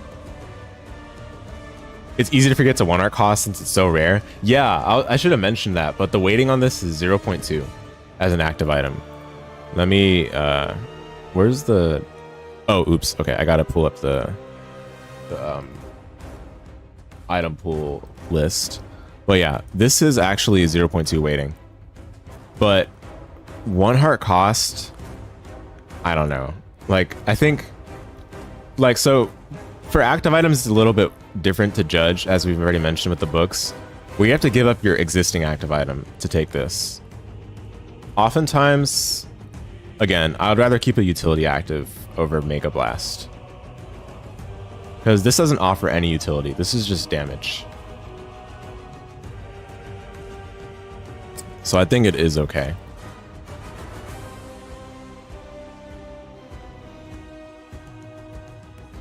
But I have seen this in a double deal before. I have taken it in a double deal before, and I wasn't really that impressed. And not to mention, 12 charges is pretty rough. It's not like Mega Mush, where Mega Mush, you clear rooms with it, you check secret rooms, you open up, like, you know, rocks. You don't even take damage while you're in Mega Mush form. And like while you're clearing rooms, you're recharging it, right? Like obviously same with Mega Blast, but again, Mega Mush is also utility. All at the same time, it's utility. Mega Blast is not doing any of that, so yeah, I think it's okay. Okay, Dark Prince's Crown. I've not changed my tune on this at all. We ranked it last time as I think I called it the worst Devil Room item. That's probably harsh.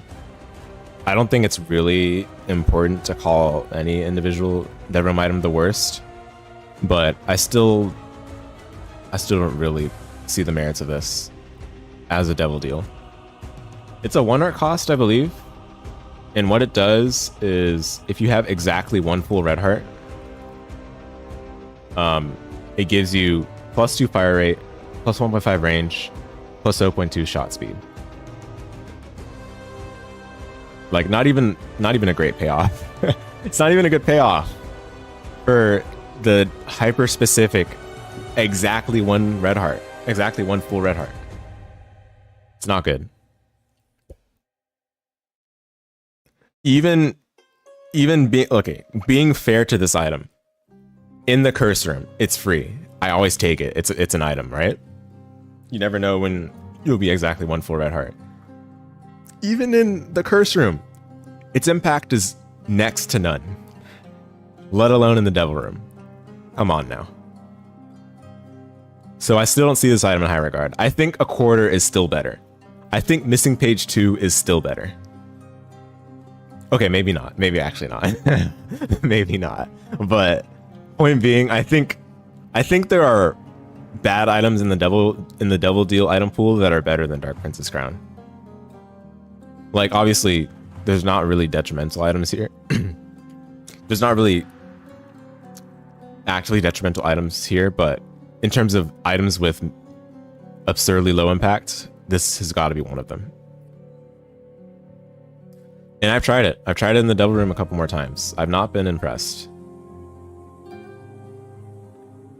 All right, next is it's it's like Crown of Light, where you have to work really hard to like get this item to do something.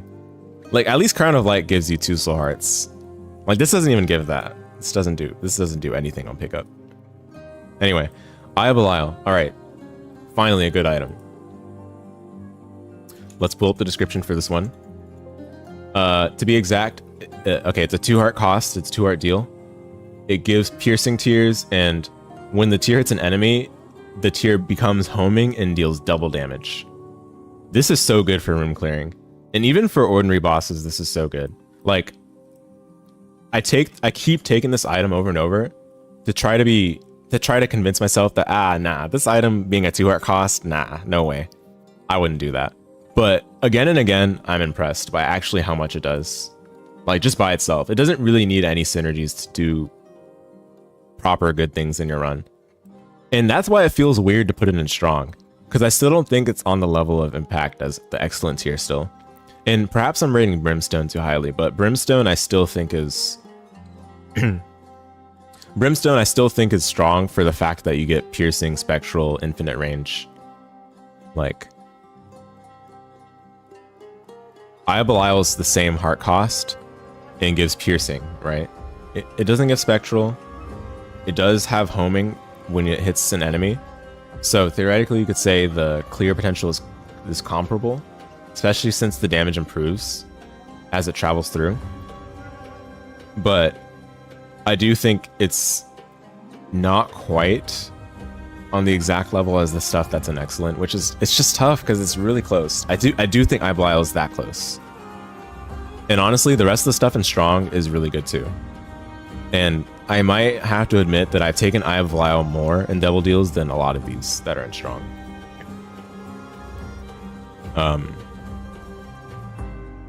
Yeah, I just want to say I love this item a lot. I think it's really good. But it's a tough one. It's so close to being excellent.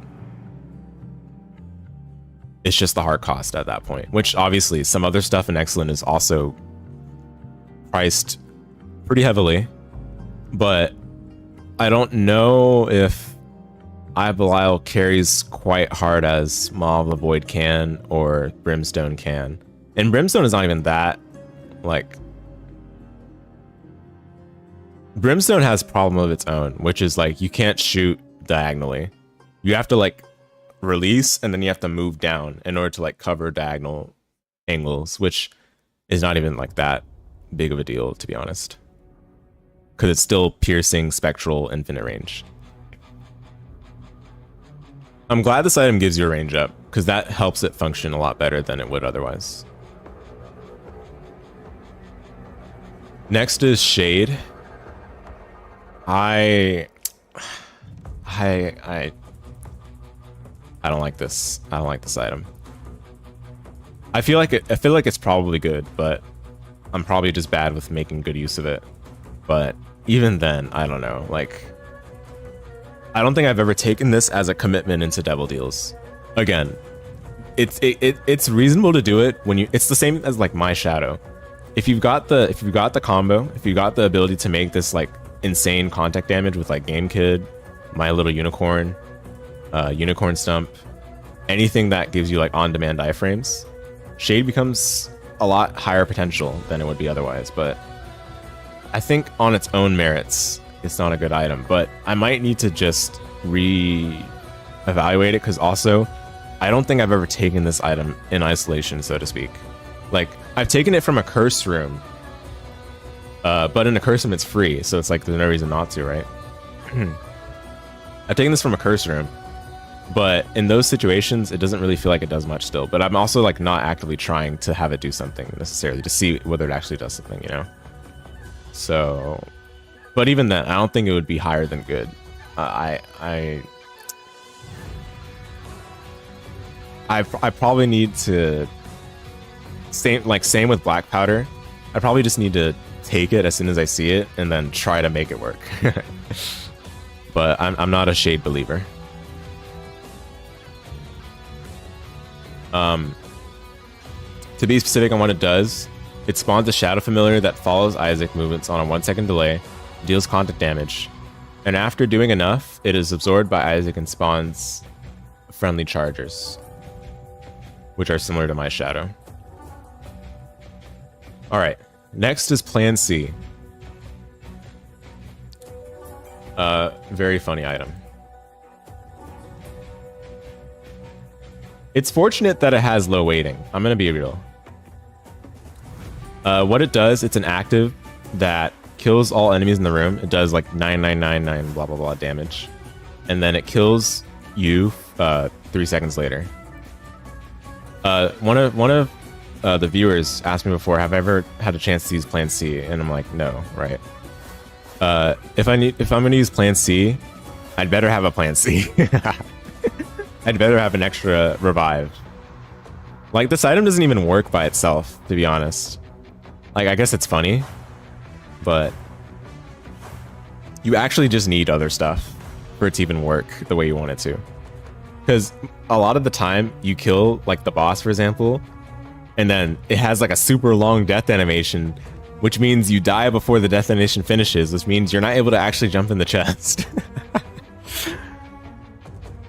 to finish the run. The fact that it disappears when you use it too... Oh, when you use it too much is lame. Which one? Is it Shade, right? Yeah. For Shade, yeah, that's kind of weird. Because that just makes it not even the best option for dealing the contact damage with the other invincibility frame active items. But yeah, Plan C I think is Ellipses tier. when you're trying to make this work in your run, you probably didn't need it, realistically.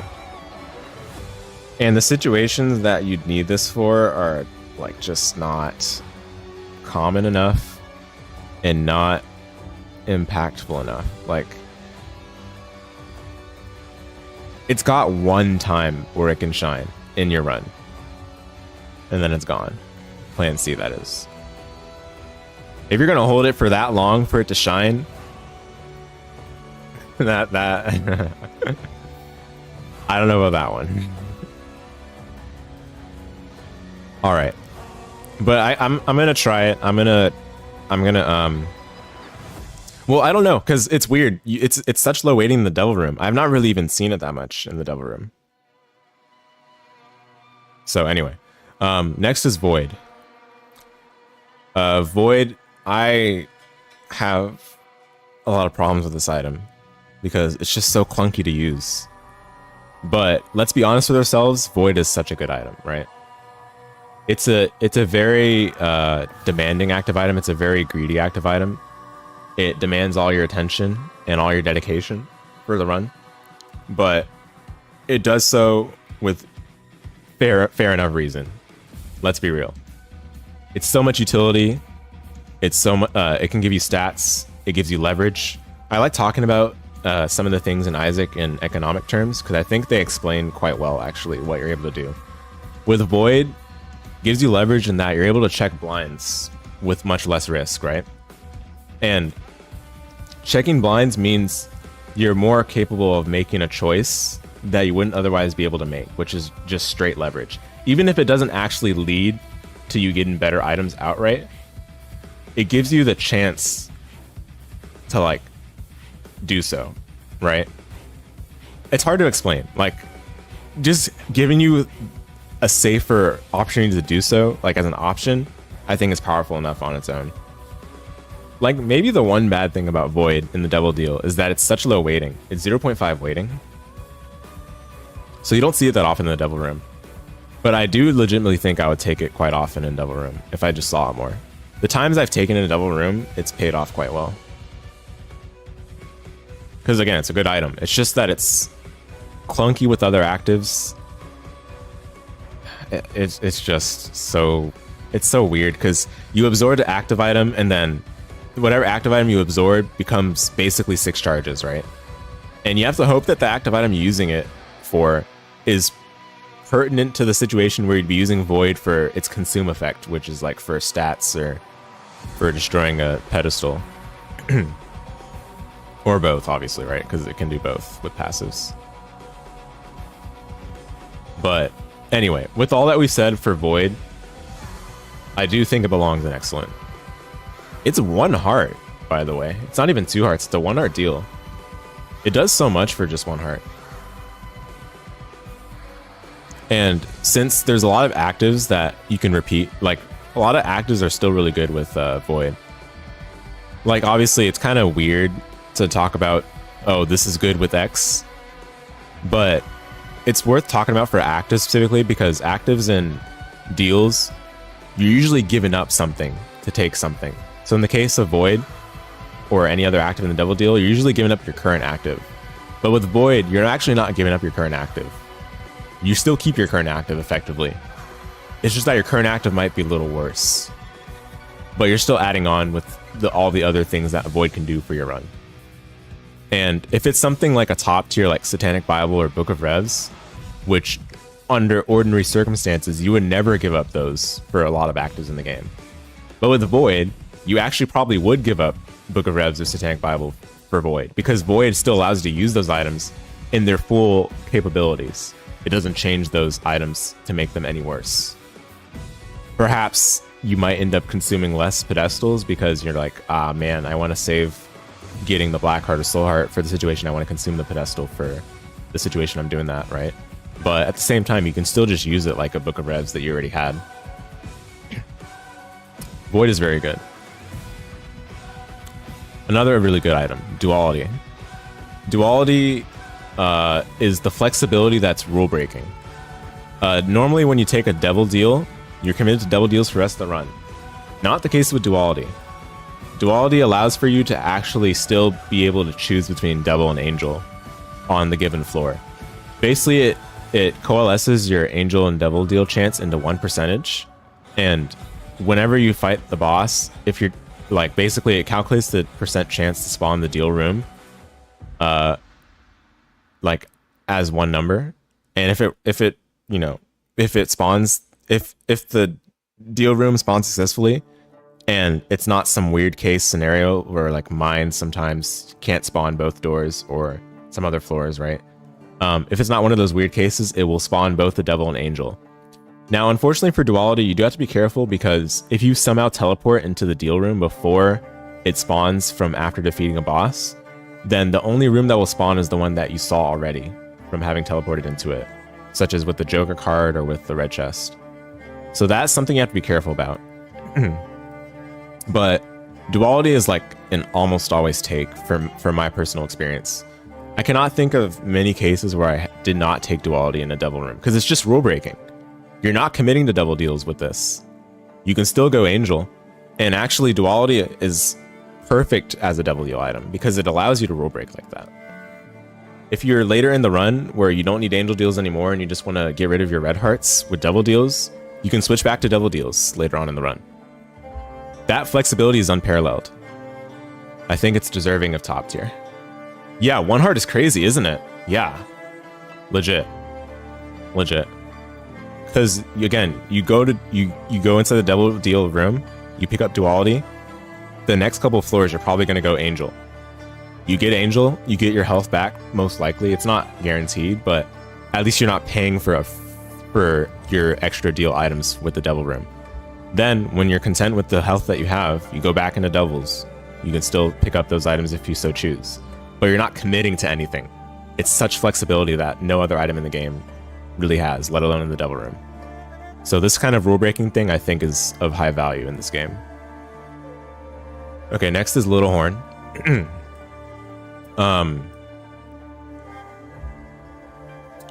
So this item, I think I've had a lot of recent runs where Little Horn does quite a bit of work, and I think I still like this item a lot.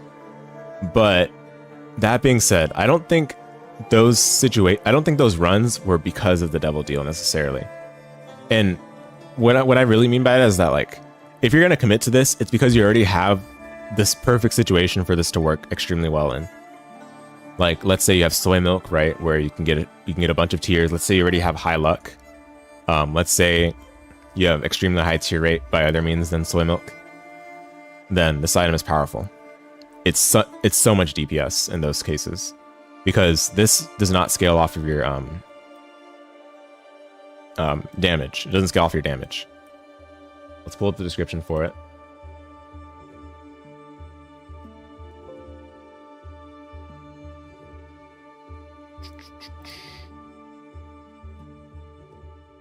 So, add the chance to fire a tier to summon Bighorn's hand. It like will slap against bosses. Against regular enemies, it'll insta-kill them. And for bosses, it slaps 3 times for 12 damage each. The thing is, against some bosses, it'll like kind of push and slap the projectiles of the boss, and also it'll push the boss itself. You do have to be careful with that. It can kind of mess you up in your positioning if you're not watching out. But this item's pretty good. Now again, this is a Devil deal tier list. We're ranking the deal. We're not ranking the item. We're ranking the context of the item in the room that it's in holistically, right? So with that being said, I don't think Little Horn is realistically any higher than good. And it feels weird to do this too, because it's like, well, how about Athame, right? Athame is similar enough in that it's like kind of crowd control damage, with a luck based percent chance. But Athame has the chaining chance, and also I think Athame's overall damage is much higher. But I do think that both items are comparable. And the weird thing about Athame is that it's 2 hearts. So that being said, I'm like, yeah, maybe Athame is like probably probably being rated higher than it should be, right? But I do think Little Horn and the Devil Deal is not something that I would take unless, like,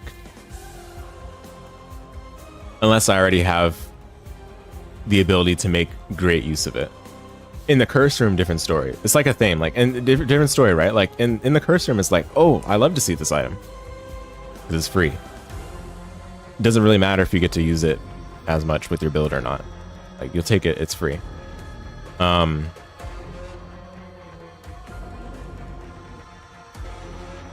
don't really have much else to talk about Little Horn. I guess the other thing too is that it can destroy like some obstacles that you can't really kill with normal tiers. Like what are they called? I forgot what they're called, but it's like the stone looking enemies that like just fire tears continuously, or the things that like pull you in depths. And then it can also destroy the spike blocks in Mausoleum. But yeah, I do think Little Horn is it's like, I don't think you would take it unless you already have the build that's compatible with it, in terms of the Devil Deal at least. But I'm glad it's 1 heart, because that definitely gives it a better opportunity for those situations than otherwise.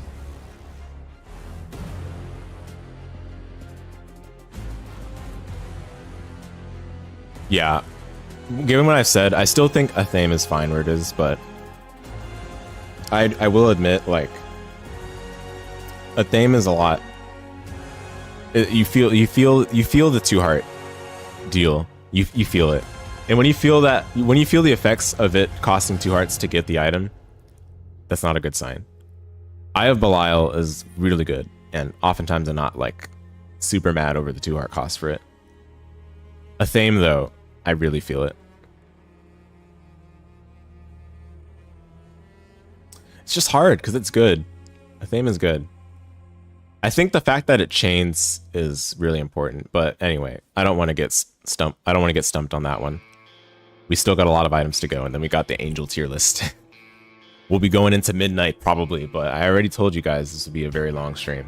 We're at 6 hours 50 minutes. This is insane, but I love this. Okay, so next is Backstabber. Backstabber is a really good item. It's 1 heart. We can pull up the wiki page for it, because I believe they did something with this item really weird from what I heard. They like changed the visual effect or something, and then people thought suddenly that it was really good, when it was like good all along, pretty much. But anyway, when tears land on the back of enemies, in quotation marks, they deal double damage and inflict bleeding. And they bleed for 5 seconds, but enemies that move take damage based on how quickly they're moving. The faster they move, the more damage they take. Guess what, guys? Remember when we did that tier list where it was enemies that spawn, or bosses that spawn enemies and bosses that don't? And how I was also considering bosses that run at you? A lot of bosses in this game run at you. And they try to run at you fast, or like they like, you know, fly across the screen, like, you know, going through the screen and coming out on the other end. Backstabber is not even that strict on what's considered the back of the enemy. Like, you just straight up shoot it from like the side, and it'll just proc. Backstabber is really good. How would I rank it? I think last time Backstabber, where did I rank it? Oh, it wasn't in the tier. Was it? Okay, so I used a bad template last time. Well, I still think in this case, Backstabber is strong. There are definitely a couple of times where I'll decide not to take it, but like, it's honestly pretty greedy to do that. If you're in need of damage proper, this is really good damage. And it's even better outside of the Devil Room, but even in the Devil Room, I think it's above average for supplying damage to the run. Because again, the game is super generous with what's considered the back. And there are a ton of enemies that just run at you. So, all the more reason to take this one. Final bosses, you might need something different as your damage tool, which is why it's not something like excellent. But for what it's worth, it's still really good damage, even if the final boss doesn't like exactly move around a ton. Next is, what's next? Lil Delirium. I mean, yeah, we talked about this in the Angel Room. It's not even a bad familiar, but just what makes this item a lot worse than it would be otherwise is opportunity cost. But given that the overall quality of familiars it cycles through are better than the individual familiars that you could get from other devil deals, theoretically it would be better than those other ones, and I would say it's probably better. But I don't think it's that significantly better to place it in good tier.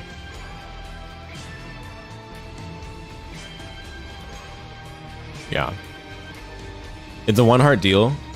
For those of you that are uninformed, I can go ahead and give the familiars that it cycles through. Here we go. It cycles through Acid Baby, BBF, Bob's Brain, Dry Baby, Headless Baby, Hushy, Incubus, Lil Brimstone, Lil Gertie, Lil Haunt, Lil Monstro, Lil Chubby, Lil Gish, Robo Baby 2.0, Rotten Baby, Seraphim, Super Meat Boy, Big Chubby, Farting Baby, Fruity Plum, Isaac's Head, Lil Loki. I mean, it's a pretty solid quality of familiars it cycles through, but honestly, like, it's not super insane. But I would confess that it's better than the majority of the familiars in this tier as an overall item, right? But it just lacks consistency. Oh, I think I missed this message. If you want this guy to be good when you're struggling, you can wait for a good one before every single room. Very high potential. That's a good point too. Yeah, that's a good point. Yeah, that's probably a case of like seeing the item or using the item wrong for my side personally, because I definitely don't do that. And the other thing I definitely don't do is take this item into Devil Deal very often, right? But that's not to say it's like bad. I definitely don't think it's a bad item, and I don't necessarily think all of the items in OK are bad, but if you're really in need of the exact familiar it cycles into, I suppose waiting could be an option. It's just how long does it even last on one familiar for you to be able to use that familiar for the rest of that time? Okay, every 10 seconds.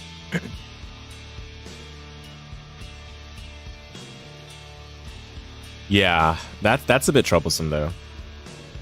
If it's something like Bob's Brain, honestly, you don't need more than 10 seconds to get a nicely aimed Bob's Brain. If the enemies are cluttered together in the room.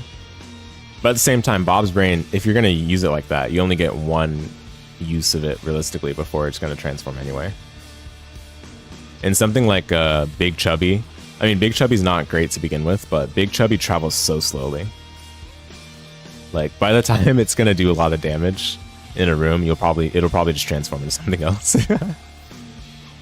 Seraphim's really good, though. Rotten Baby, of course, as well. Yeah, I mean, there are definitely some good familiars in this. I don't know if I would rank it higher than OK, though. I might, like, I think it is borderline, though. That's for sure. Because it's higher quality than a lot of these that are in OK. But, again, I don't think I've committed to a Devil Deal for this one. Which maybe I've just not been in that situation before.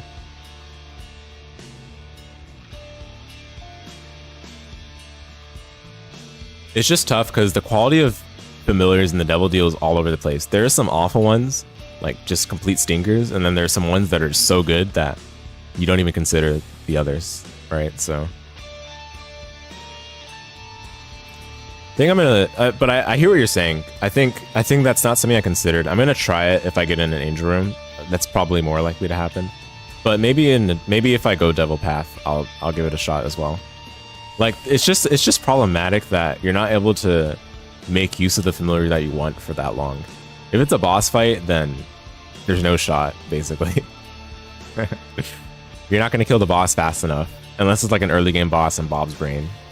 But that doesn't work for deeper into the run that you go. It's definitely extremely rare that you consider doing it, but it happens. Yeah, that makes sense. I mean, I think, okay, the next... Oh, you're using this Wayne for Meat Boy. Okay, yeah, Meat Boy, Super Meat Boy is so good, for sure. Like, in terms of room clear, ooh, even against bosses, it's good, but it's better against bosses when you have it the whole time. Because you can just AFK and let it do its thing, right? But for room clearing, that's like super valuable for sure. I think I can agree with that. Okay, I'm on board.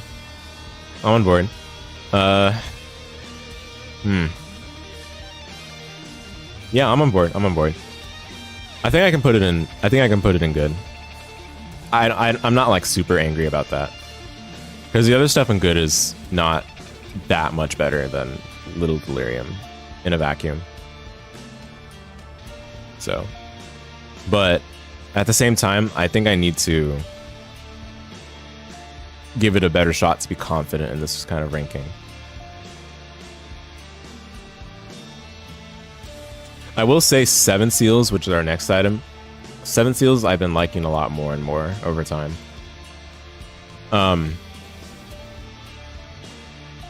It spawns a random Harbinger familiar, changes every 10 seconds, and they give different behaviors and spawn theme Locust. A lot of the Harbingers spawn Locusts at a pretty high rate.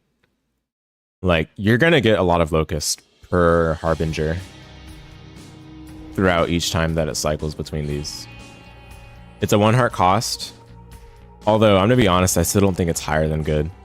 It just feels weird though, because I think 7 Seals...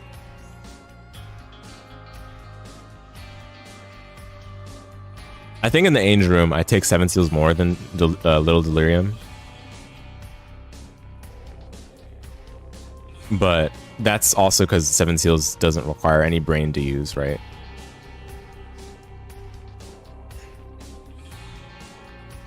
So, one of the things that I had rated accordingly last time was like, oh yeah, 7 Seals, if you need exactly some damage from a familiar in the moment, is really good. And I think I keep my stance on that one.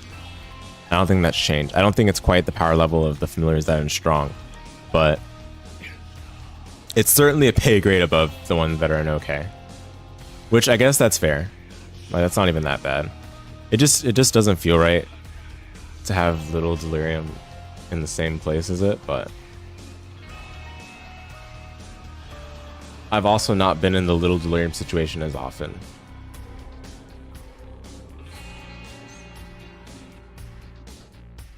So, we'll leave it at that, though.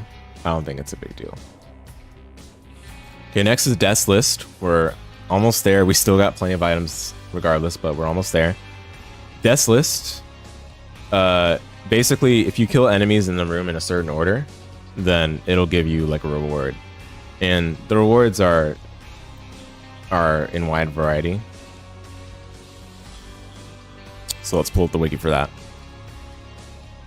It can give you a soul heart, a pill, a key, a bomb, or a nickel.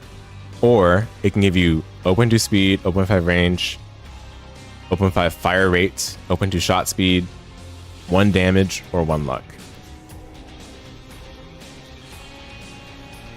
A lot of these like rewards are really good. Like, I had a run where I got Death's List in the first Devil Room that spawned as the Devil Deal, and it was insane. Like, Death's List put in so much work in that run. Like, Death's List giving even 1 soul heart is really good, but I do think for Death's List to be good, it has to be much earlier into the run for it to see the impact that you want it to have, because that's when it's much easier to kill the enemies in the correct order. So yeah, that being said, I do think it's, like, probably good tier.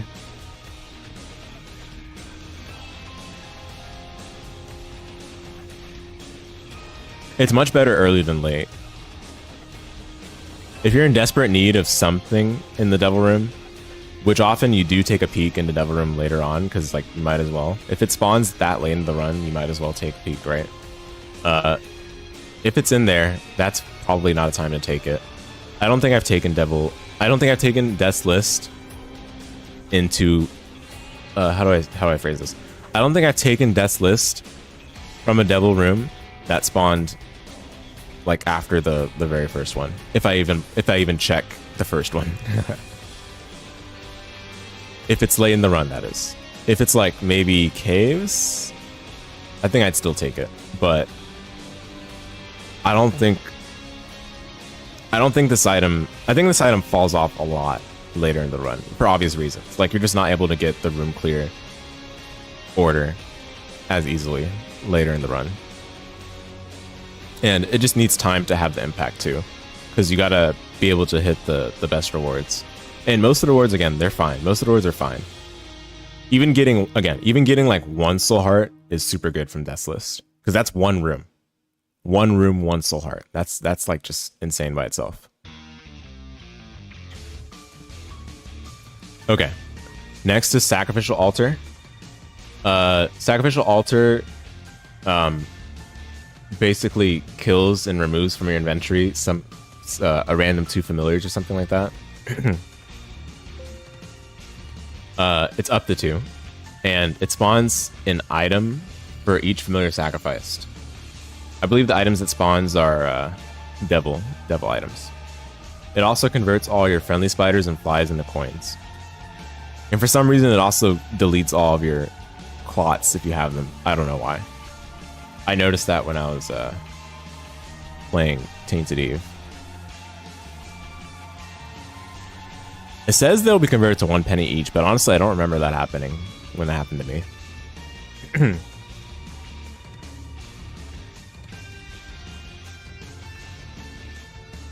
So it doesn't even look like it's exclusively devil items. It looks like it's specific ones.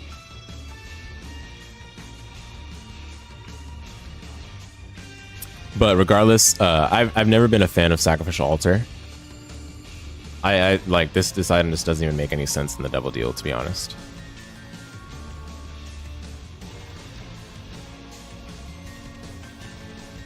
Like, the main reason to get Sacrificial Altar is the options in the existing devil room are awful. Let me try again for better devil items. And I've got familiars that I can sacrifice. Or I want to go for a reroll. Going for a reroll using the Sacrificial Altar play from a devil room is really ballsy. So I think into okay this item goes. And I've tried it, trust me guys, I've tried it.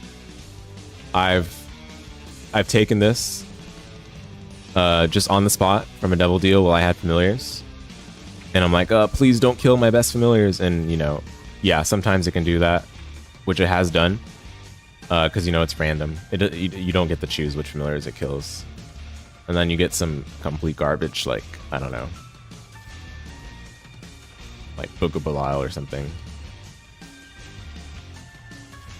Betrayal. I got Demon Baby, for sure. Like, there was one time I killed a familiar and got Demon Baby. I was like, bruh. Like, I could have just kept the familiar I had already. Yeah, anyway. Yep, I don't think it's any higher than okay. It's better in the curse room. In curse room, there's merit, but in the devil room, it is not a good one. Okay, Book of the Dead. Finally, an item that I didn't have unlocked the previous time I raided the devil items, and I have unlocked now. Love this item. I think I've fallen in love with it. I am surprised about how long I hold this item compared to what I thought would be the case.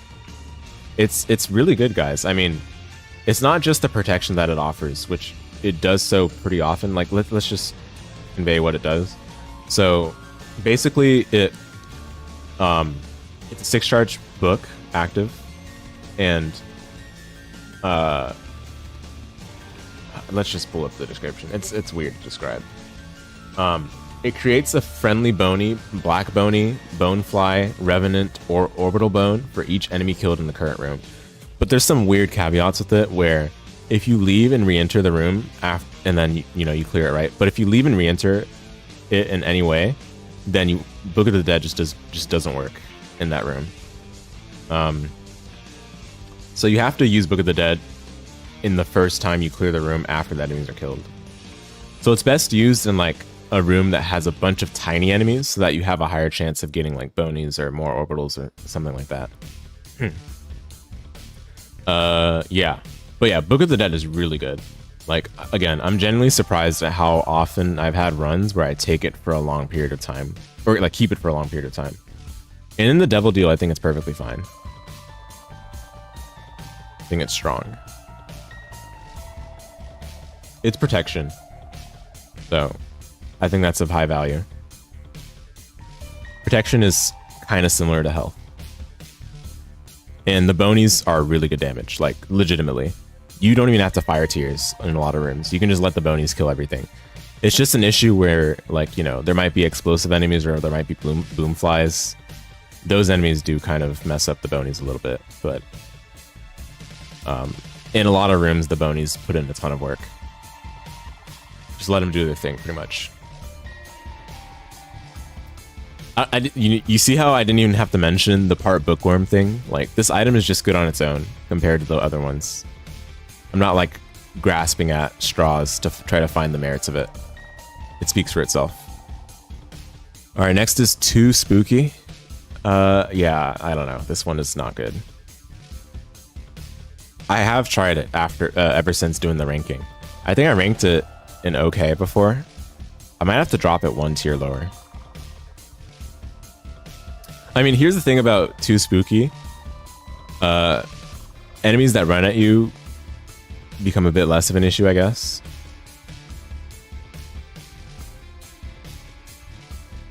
It's just not good enough impact, though, for a one-heart Devil Deal.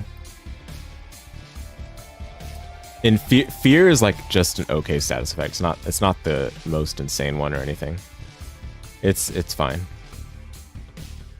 I think I'll still put it in okay, though. I was thinking about dropping it a tier, but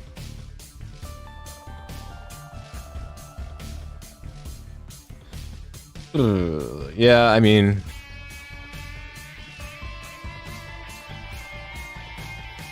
yeah, it's just tricky because I don't think there's been a time that I've explicitly sought after Too Spooky's fear effect or a fear. It's not like Venus where you just walk into rooms and enemies just die around you. This one, you still have to have a way to clear the enemies. And I guess, again, like for enemies that chase after you, that helps a lot. But for enemies that don't even chase you, it's like, it's not, yeah. Anyway, I'll just leave it in okay. I don't want to think too hard on that one. Sulfur. Sulfur is a room-long brimstone. It gives you brimstone for the room. Recharge active. Part Leviathan, I believe. Is it part Leviathan? Am I making that up? It is part Leviathan. So the thing about Sulfur, it's super good in greed mode. But I don't know. Like, that's like the best thing I could think about this one. It's also really good for just final bosses.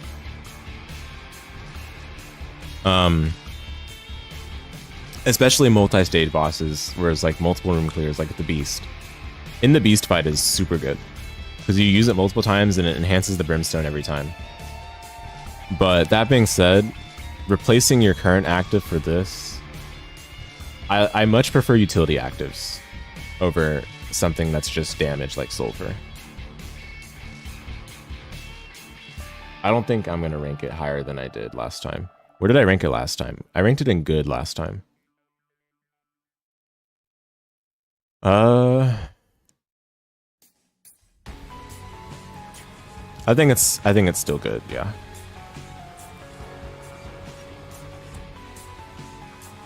I'm not a big fan of this kind of item, again, because I like utility actives, but I will admit it's pretty consistent at performing its function because it's 3 charge.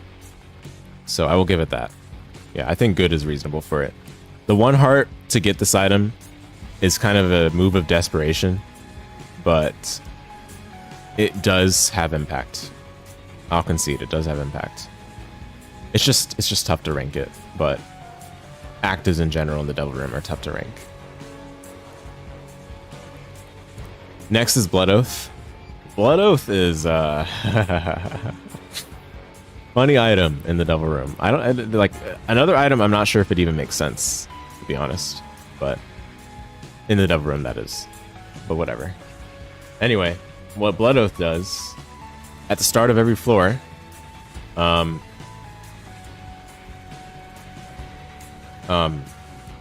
you take damage, draining all of your red hearts. It increases damage and speed for the rest of the floor based on the amount drained.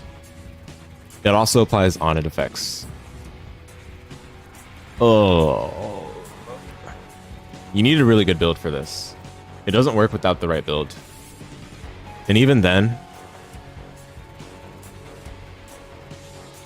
it's just not as good in the Devil Room because you're getting rid of red heart containers by going Devil, which makes this just worse. It doesn't even fulfill its function well in the Devil Room item pool.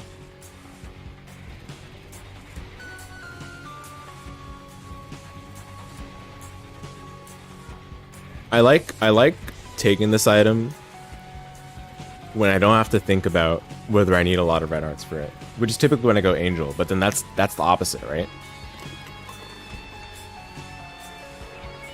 This is Devil, so it doesn't quite work like that.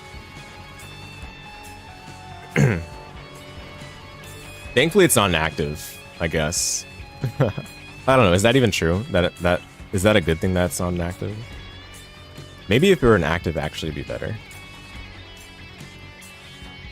Who knows? In any case, I think the ranking is fine for this. All right, Eye of the Occult. So this item allows you to control your tiers as they travel, and you can use the analog stick for this. You can use the D-pad for this, or no, I said D-pad. The buttons for this. Basically, you can use whatever things that you have to control your fire, to control the direction of the tiers. It also gives a damage up and a range up. The exact damage up is 1 damage. The exact range up is 2 range. It also decreases your shot speed. How did I rank this before? I ranked it as excellent. I think I'm going to drop it a tier. I think this goes in strong. I've taken this much less than I thought I did in the past because of the 2 heart cost. But on average, I think it's a better devil item than good. I don't think it's good level. I think it's still strong. I think this can win runs, which all the items in strong do facilitate a run win. They're not run carries, but they facilitate the run win for sure. Yeah, I think Eye of the Occult is appropriate in this tier. This is like the Eye of the Occult tier. Strong, that is. Is this part Leviathan? I believe so. Yeah, it is. So there's that going for it, I guess. Yeah. All right, Damocles. Wow. One of the best items for the 2 lost characters. But that's mostly because they never get hit anyway. If you get hit, you're dead anyway, right? Damocles is an active item that's one-time use, and when you use it, it allows for every item, like it basically becomes a passive item after you use it. And then while you have the passive item in your inventory, anytime you get an item pedestal, it spawns 2 instead. And that goes for like treasure rooms. It goes for it has to be a pedestal specifically. It can't be like shop. It can't be like shop or devil. But it works for like angel rooms, I believe. It works for secret rooms, treasure rooms, planetariums, items that spawn as a drop, like boss items, dry baby from a Skull Rock, you know, that sort of stuff. Yeah, so I've seen a couple of streakers use this before in their streaks when they have extra lives, because you know that can mitigate for the downside. because I didn't explain, but the downside is if you get hit while you have the Damocles in your inventory, like the Damocles passive in your inventory, then let's pull up the exact percent chance just to be cool and nerdy.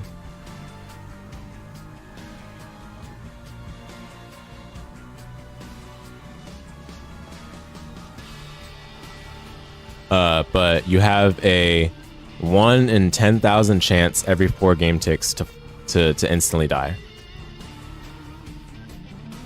And for those of you that want a translation on that, 50% of Damocles runs will not have dropped the sword until at least 15 minutes and 24 seconds.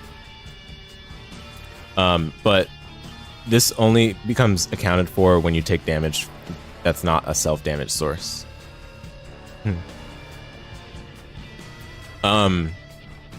So I can see the merits of this item, you know, to like take your run forward if you have extra lives already.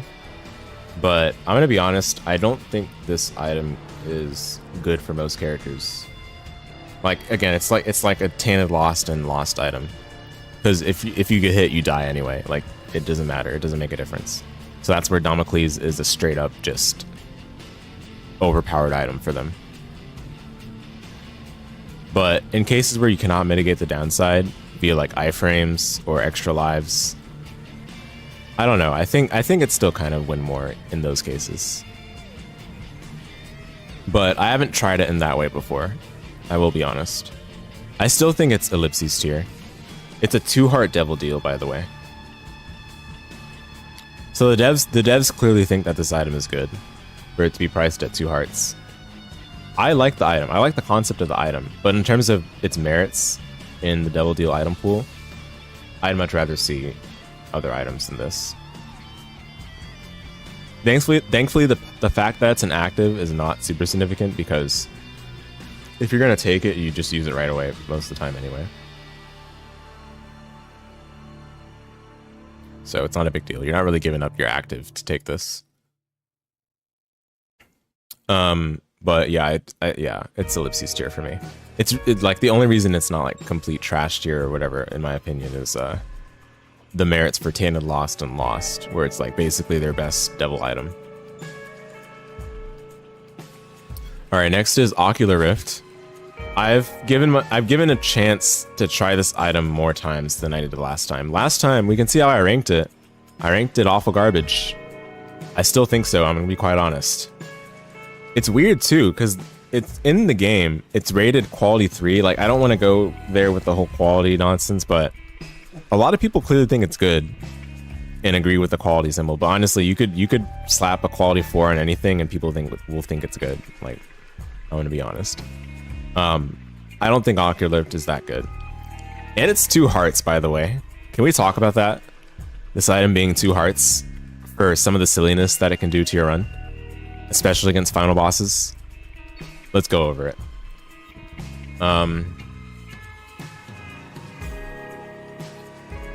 So, adds a chance to fire tears that create rifts where they land, which suck in enemies, pickups, and shot stores and then damage enemies in the area.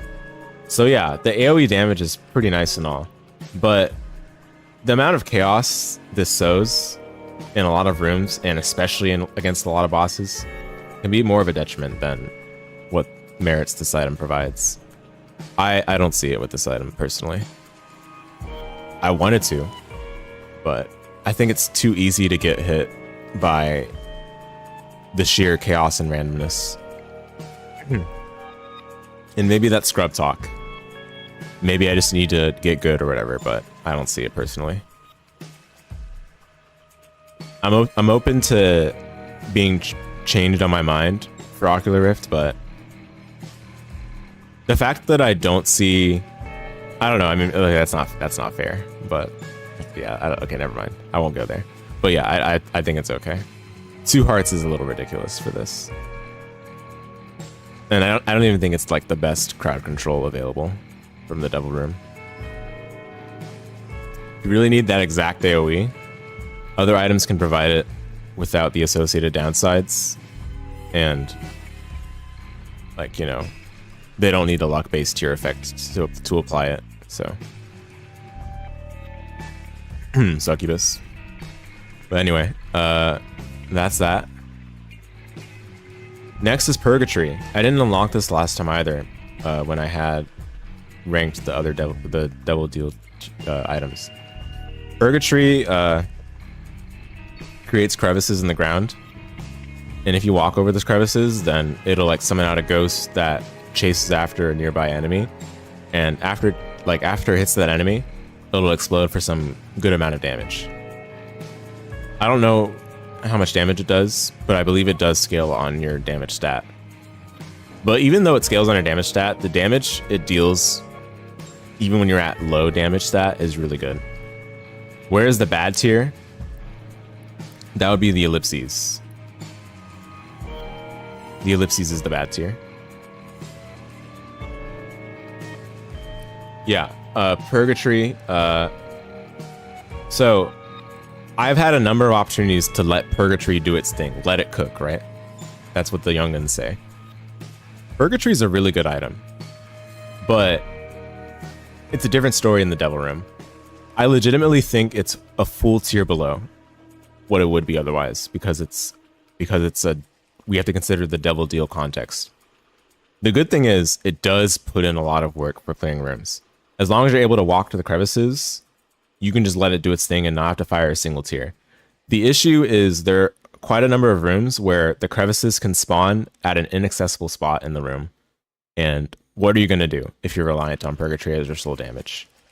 If you just committed to double deals for that, oh boy, you got a problem, right? Different story for Angels, where you get it for free. You're not having made a commitment necessarily. Like, you're not making an on-the-spot commitment unless it's like a choice between that and something else. Whereas for Devil Deal, you're committed to Devil Deals for the rest of the run for the potential of this item to like just laugh and troll at you by spawning a crevice in an inaccessible spot. But I do think it's really good still. I don't think it's quite on the level of strong, but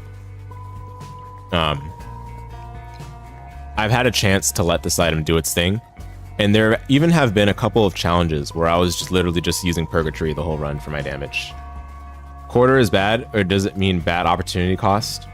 Yeah, that's right.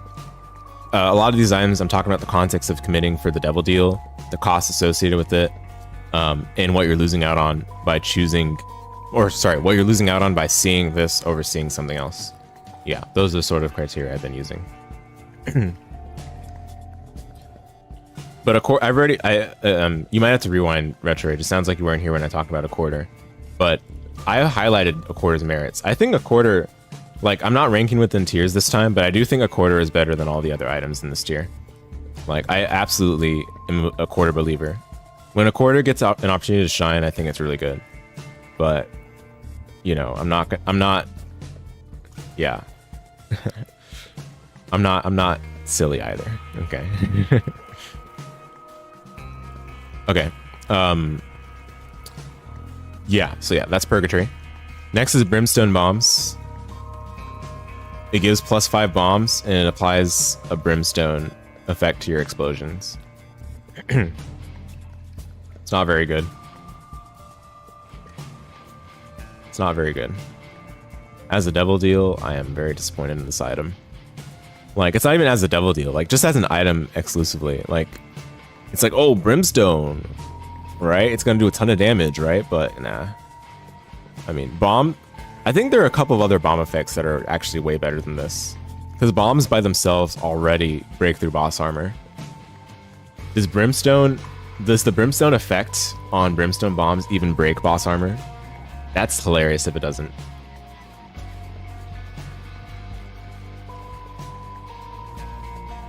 Let's take a look. God. Doesn't sound like it. 8 damage per tick.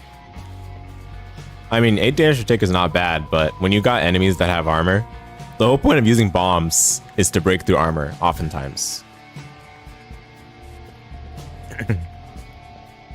It's not even a good bomb effect. So, yeah, I think it's okay. But I've also just never paid for the Devil Deal for this. I'm gonna be real. Like, okay, no, that's not true. There was a time I needed bombs.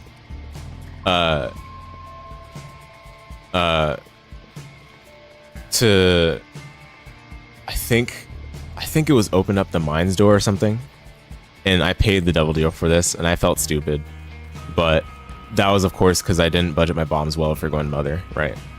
So that's when I took it, but I mean, that's for the bombs and not for the item. I'm gonna save all these tier list and put it in the colony. Yeah, of course. Of course, and there's always the VOD as well if you want to hear the explanations. Yep.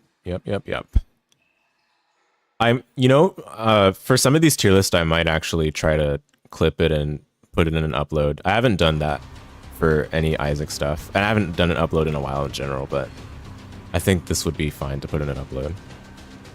I feel more confident in these rankings than I did the first time.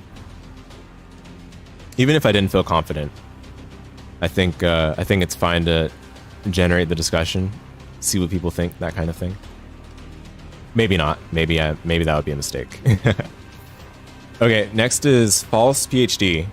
I had a run where this legitimately did so much work, but part of that was because I had a bunch of pills in the ground that I just wasn't going to use to begin with. But because of False PhD having been acquired in the Devil Room, I checked those pills. And the thing about False PhD is interesting. So yeah, it converts all pills in your run to be quote unquote like bad pills, but it gives you like a beneficial effect in exchange, like on top of that, I should say.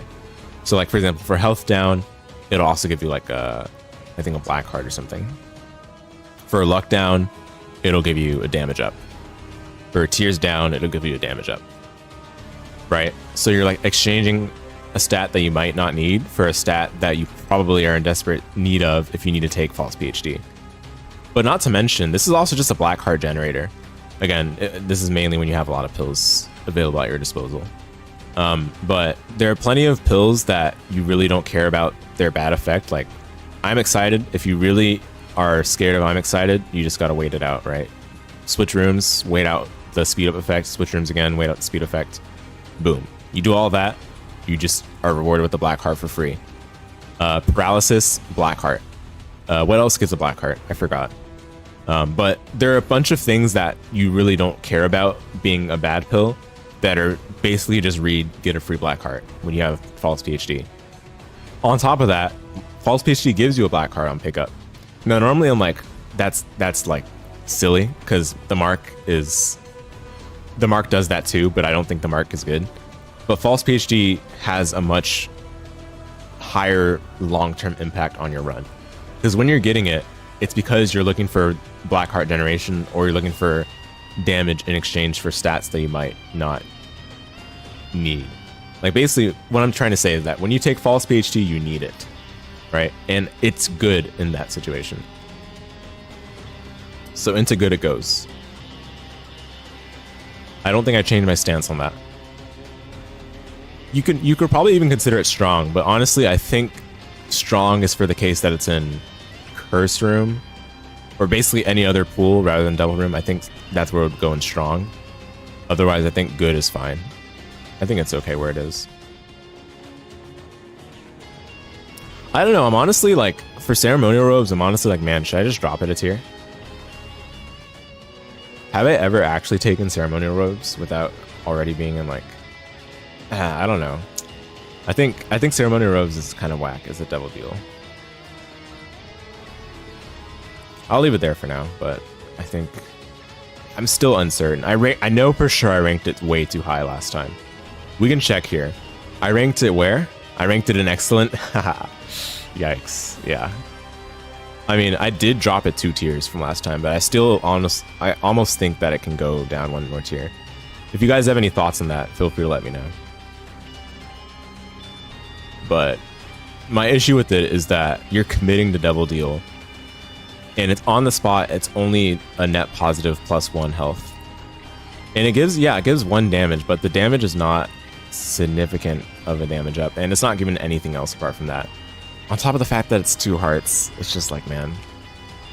But yeah, if you guys have any strong feelings in the opposite direction, then let me know.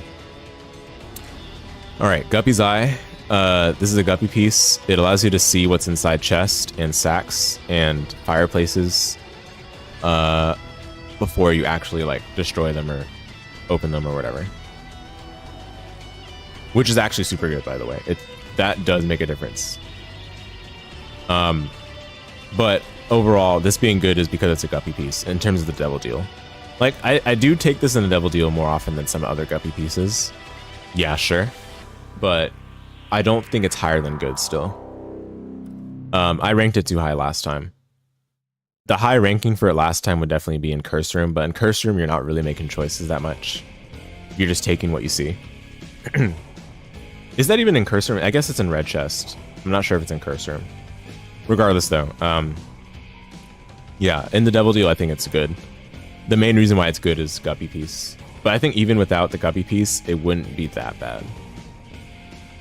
Like, it'd be fine. But the Guppy piece definitely elevates it, for sure. Pound of Flesh. Oh, dear. This item absolutely has its merits, don't get me wrong.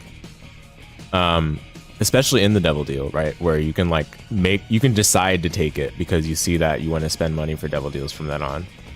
The issue is that you're messing up your shops for the rest of the run. And if you're in a position where messing up your shops is okay, you're probably just winning already, aren't you? A lot of the time. Now, of course, there are some cases where it's like, all right, I have, like, Goat Head. I don't know, that just sounds dumb. If you have Goat Head, you're probably winning. Because Goat Head is that good, right?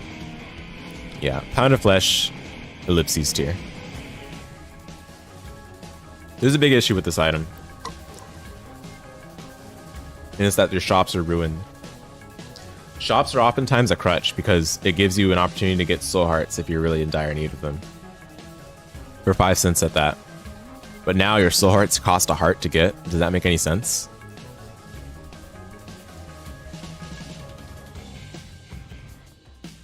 Yeah, this is an item I would consider detrimental. One of the few potentially detrimental items.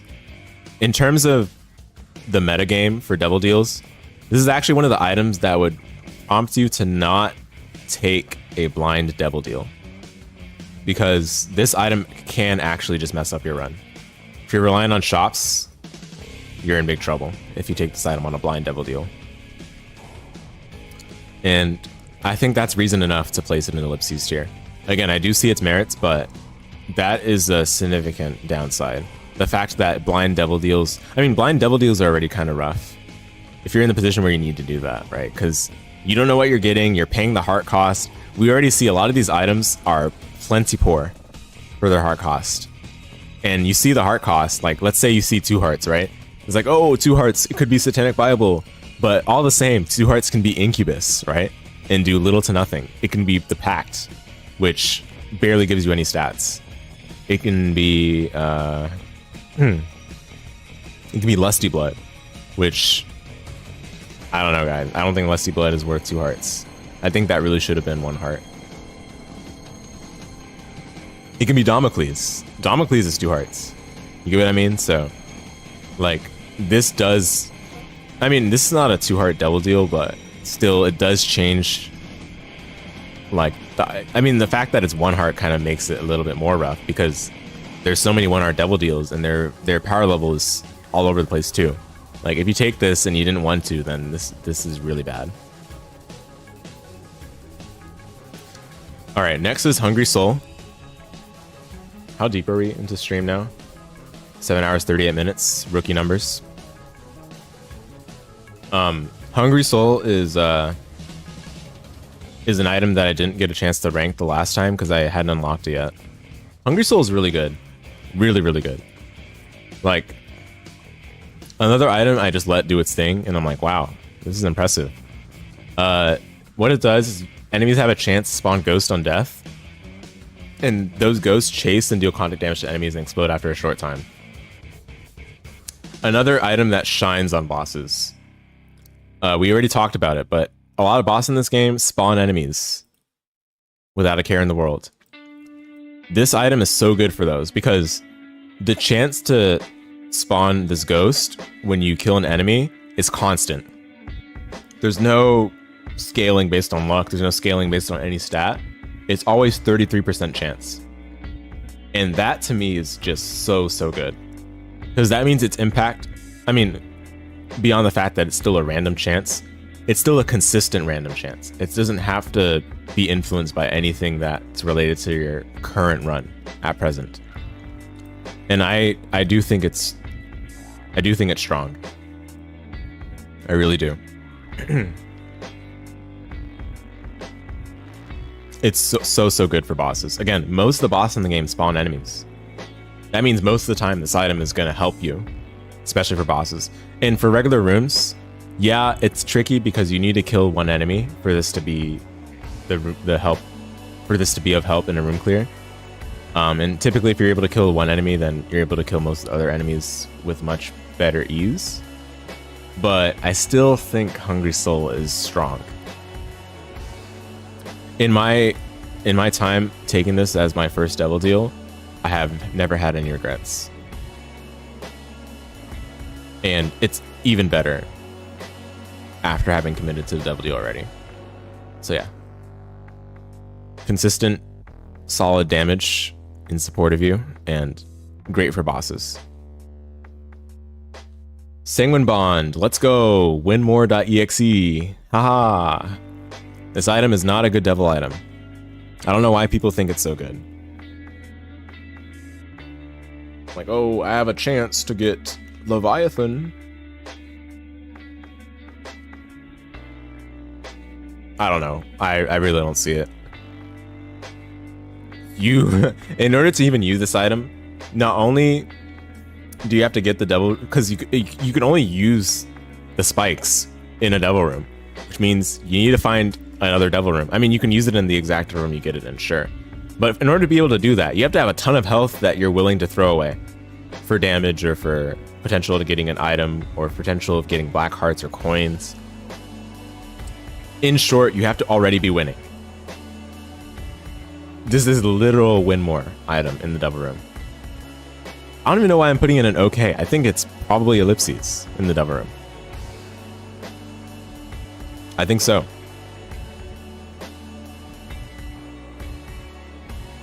If I take this in a double deal, it's because one, I'm playing one of the keepers and I can afford to give away my coin hearts because it's so easy to get them back anyway. Two, I have goat head so I can leave the room, but goat head is goat head, right? Or three, I'm gambling on the fact that the deal room will stay open so that I can optimize Sanguine Bond more, which is not even like reliable to begin with. I really don't think Sanguine Bond is good in the devil room. In curse room now, it's another story. This item is far better in the curse room. But even then, you still have to be able to play the you have to be able to play the spikes in the devil room and have a backup in case you don't get exactly what you want. It's not the same as a sacrifice room where sacrifice room, you're not looking like, it's not like you have to have a devil room spawn in order to play a sacrifice room. No. In order to use Sanguine Bond, you have to have a devil room spawn. It is literal win more. The polar opposite of Sanguine Bond, we've got Heartbreak next. One of my favorite items in the devil deal. I think I've always taken this in every single time I see it. And that's the issue with it. It's not a common item. It's a pretty rare item. I think it's one of the lowest weighted items in the game, or items in the devil room. Yeah, 0.5 weighting. It's the lowest weighted passive item in the devil room. What it does is it gives you 3 broken hearts and 0.25 damage for every broken heart you have. And then every otherwise fatal hit will add 2 more broken hearts until Isaac has nothing but broken hearts. This is literally just a straight up extra life item. You do need to have a character that doesn't just get completely smoked by having broken hearts. For example, keepers. The keepers, I think both keepers just instantly die if they take this item. In order to not instantly die as regular keeper, you need to have Mother's Kiss. And as Tana keeper, you just instantly die no matter what. I believe, at least. Maybe it's not true. Maybe you get 1 broken heart and 1 regular heart. But I don't think Heartbreak can save you in the situation where you get hit after that.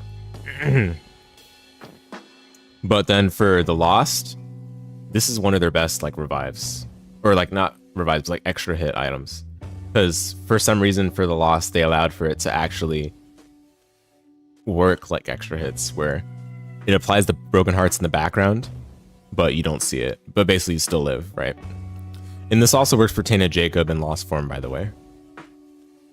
Heartbreak is so good. I've taken it every time I see it in the Devil Room. Yeah, like not even considering the damage, because I don't think the damage is really the highlight of it.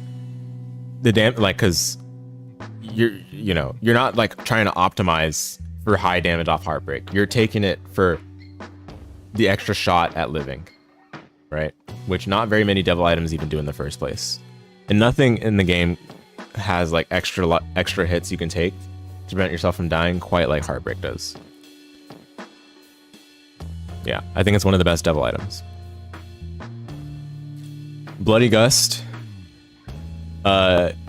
You get hit, you get a fire rate up, you get a speed up, something like that, I think. And it caps. It's like Bloody Lust, but for fire rate and speed. Yeah, I mean it's about the same tier as the other ones. At least it's a 1-heart deal. There is that going for it, but I've come to realize I never take this from a devil deal. You need a situation for it to be good from the devil deal, which doesn't really happen. Twisted Pair. Whoa, insane. Nah, we're not there yet. Azazel's Rage. Basically, after clearing a room, it gives you a chance to build up rage. And in the next room, like it'll show your character like flashing red. And when you're flashing red, the next time you fire, you'll shoot like a big brimstone beam for a couple of seconds. This item is fine. It's not a bad item by itself, but I think in the devil room, I never take it. But it's not bad. It's not bad. Like, when it procs, it's usually higher damage, right? The fact that it procs involuntarily is not really a big deal. It's just the fact that you're paying 1 heart for it, right? The impact is not super significant. It's not consistent either. Yeah, I think okay is appropriate for it. I don't take this in devil deals at all. Twisted Pair. The best familiar in the game. It summons 2 familiars beside you. And they apply your tier effects and they deal a fraction of your damage. What I've noticed over time is that you need really good tier effects for this to actually have accurate shots. Even though they follow closely with you, unlike Incubus. Incubus doesn't really follow closely to you. It kind of follows behind you a little bit. These 2 follow closely to you, but they're beside you, right? So you need good tiers to still be able to hit your shots, to have effective DPS up that people say that this item has, which I don't think it actually has. And that's just what I've noticed over time. Yeah, they aren't hitting small targets. Exactly, yeah. And that's a big issue with it. Again, when it loops around back to the fact that you need good stuff for this to be good. Yikes. I will say, like, I found this to be... I don't know why, but I like this more than Incubus still. But I don't think there's a significant enough power difference between Incubus and Twisted Pair. Like, okay, if I had a devil deal where there were 2 options, Twisted Pair and Incubus, and we went with the assumption that I have the requisite tier effects for either one to be good, I think I would still go with Twisted Pair over Incubus, right? But I don't think it's like 1 tier better just because of that, right? I think the situations are about the same. And this is a significant drop from how I ranked it before, but unlike before, I paid a lot more attention to what it was actually doing. By the way, this is a 2-heart deal. This is a 2-heart deal. Twisted Pair is similar to Incubus, where you really, really need to be conscious of what you're doing by taking it. It's a different story for characters that have devil deals for free, or don't pay health to do it. Like for Tainted Keeper, Are you really going to say no? Right? But that's like not even the same, because we're talking about paying, because even then, I think Twisted Pair is a 30-cent devil item. I don't know if I'm taking Twisted Pair at 30 cents over Lil Brimstone at 15 cents. Lil Brimstone at 15 cents? Are you kidding me? Say less, right? For me to choose Twisted Pair over Lil Brimstone, I literally have to already have the tier effects for that. That's what I'm saying. Which means I'm already winning. That doesn't mean Twisted Pair is good. That means Twisted Pair was right for the situation. But that doesn't mean Twisted Pair is is a better item, right? So okay, next is, but yeah, like it's worth pointing out, I do think Twisted Pair is slightly better than Incubus if you had to choose exactly between those two. But at the end of the day, the situations where Twisted Pair is good are like basically every situation where you can get it without paying the heart cost. That would be the baby shop. That would be Cambion Conception. That would be Soul of Lilith. Like literally every scenario where you can get it without paying for it, it's fine. In fact, I would say it's pretty good. But that's not because, like, we're talking about the devil deal here. Again, we're talking about the devil deal. And that's not like the item in isolation, you know? Okay, Vengeful Spirit. I'm not really certain on this one. I'm gonna be real. Like, I tried to really like finesse a way to call this item like fine as a devil deal, because I was looking at the wiki. I was like, oh yeah, the damage is consistent, but the issue is that it actually doesn't like block shots. It's not real protection. It's only like orbitals that like fire tears and can do damage, but it's not actual protection. Which I think if it were protection, I do think it would be much higher. But because it's not protection, I think it's just okay, especially in the devil deal. You're paying 1 heart for it, and then you have to take damage to proc it. So it kind of goes similarly with Bloody Lust and Bloody Gust. And by the way, it only lasts for the floor as well, similar to those two. So it's comparable, but I don't think I would take it in a devil deal. It's in Curse Room, I think. And of course, there it's fine.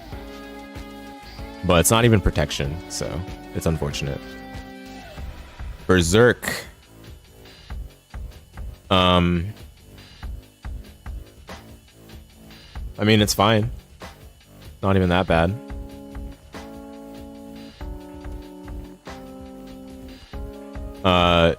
The thing is, amazing with suplex. Yeah. Yeah. Just need a school bag and suplex and somehow get this from a devil deal. It's not even common in the devil deal, right? I think it's lower weighted. Yeah, 0.5 weighting. Yikes. I didn't rank it last time. I didn't have it unlocked. But I'm gonna be honest, it doesn't matter. It's like okay. It's not bad. It's not ellipses, I don't think. The utility component of it, I think, is what saves it from being ellipses, probably. I mean, even without the utility, it's still fine as damage, but it doesn't last that long. That's the issue. It really does not last that long. And the charge is built up by doing damage as opposed to clearing rooms, which I mean doesn't really matter that much anyway. But yeah, like I think what saves this item in my mind is utility. But even then, in a devil deal, are you really giving up your current active for Berserk? I think the only case where you do that is if your current active is not good, in which case you'd probably exchange a lot of things, right? And a lot of things are better than Berserk. So, especially Berserk from a devil deal. I think I've reasoned through that properly.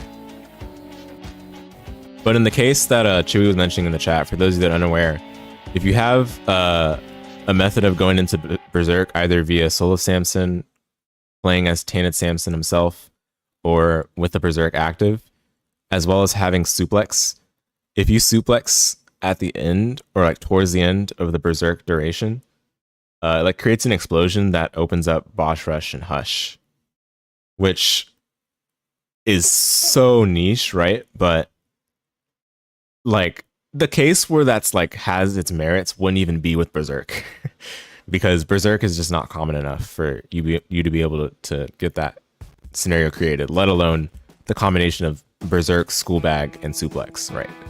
But when that is available, yeah, I mean, you get a Boss Rush item. If you have a teleport card, you get it for free. If you don't, then you can get the Room Clear Boss Rush item as well, but I don't know, that's not really that good. Yeah. Alright, next, Dark Arts. Shocking they made a synergy for something so rare, right? Like, yeah, that one is really interesting. Just, I guess they just threw it in because why not? As an Easter egg or whatever. It's pretty funny. Yeah, Dark Arts. Dark Arts, I love this item so much. It is really good. I think last time I rated it in top. I don't know if I would rate it in top this time. But it's not because, like, I don't take it when I see it. In fact, if I am in need of Dark Arts when I see it, I do take it. But actually the reason I'm ranking it slightly lower is the fact that it's an active and is lower weighted. So that means the times where you can see it are less often than you would truly want, or you would truly need it, right? And then when you do see it, you have to be hopeful that the active you currently have is worse than Dark Arts, which honestly is true most of the time, because I think Dark Arts is an above average active item. Its utility, it's because, you know, it's on-demand iframe. Oh, excuse me. It's on-demand iframes. It's free curse rooms.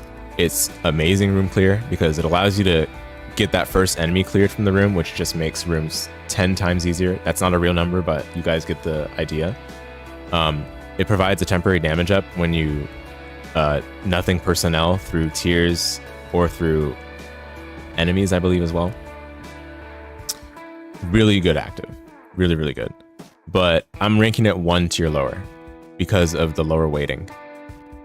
Satanic Bible is almost always better than the active you currently have. Whereas Dark Arts, slightly less of the time, it's better than the active you currently have compared to Satanic Bible. So the fact that Dark Arts is lower weighted than Satanic Bible doesn't lead it in its favor. However, Dark Arts is 1 heart. It's a 1 heart deal. That's really good in its favor. Again, it's so borderline for it. Like, I do think it is right on the precipice of being top, and I did rank it as such last time. I'm gonna put it in excellent though, because unfortunately, so interestingly, the 3 times I've seen this in a double room, 2 of those times I took it, no questions asked.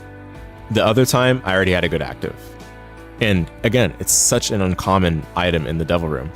So the situation where you just don't end up taking it is a lot more common than you might think, because you have enough time to get a better active. You have enough time to get a good active by the time you'd want to get Dark Arts, because of how uncommon it is in the devil room.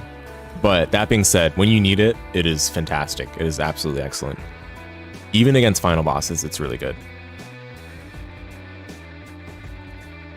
Okay, because, you know, on-demand iframes that auto recharges is phenomenal. Abyss. I didn't unlock this last time either. Abyss is...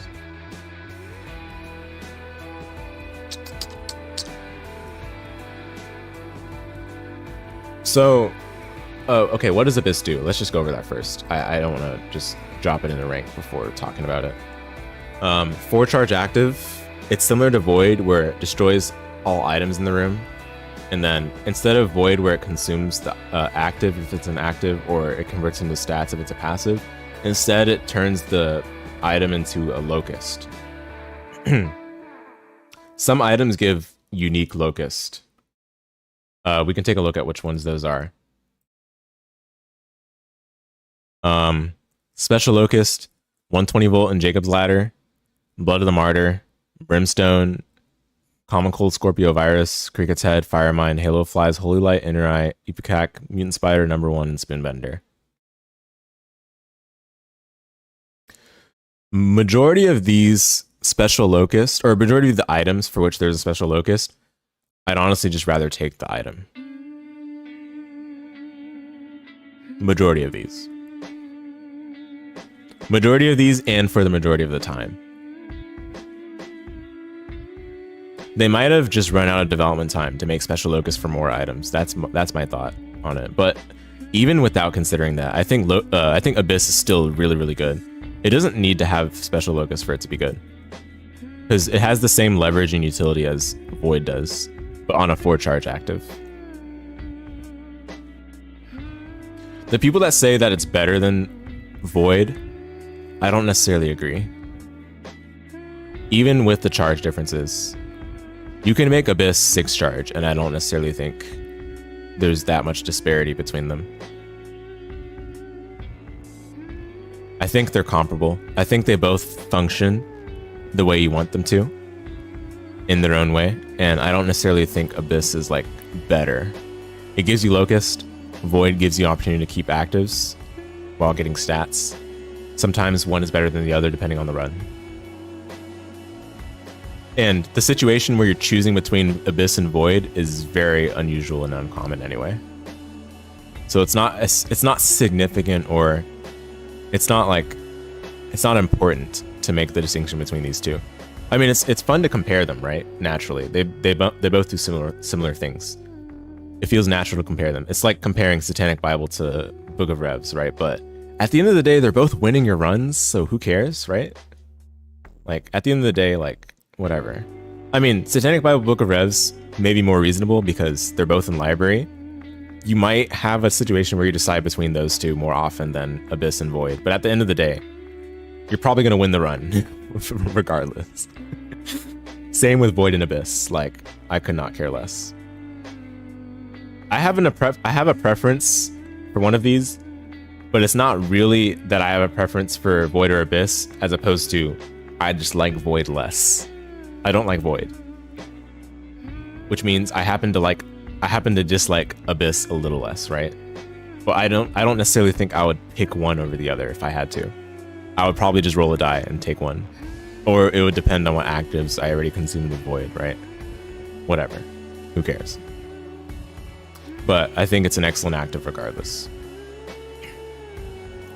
Lemegeton. So this is a really hard item to assess.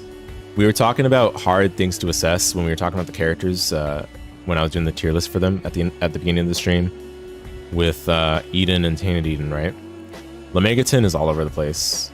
I ranked it as one of the top actives in the Devil Room, and one of the things I was thinking about is like, it's a 1-heart deal and it gives so much value, right?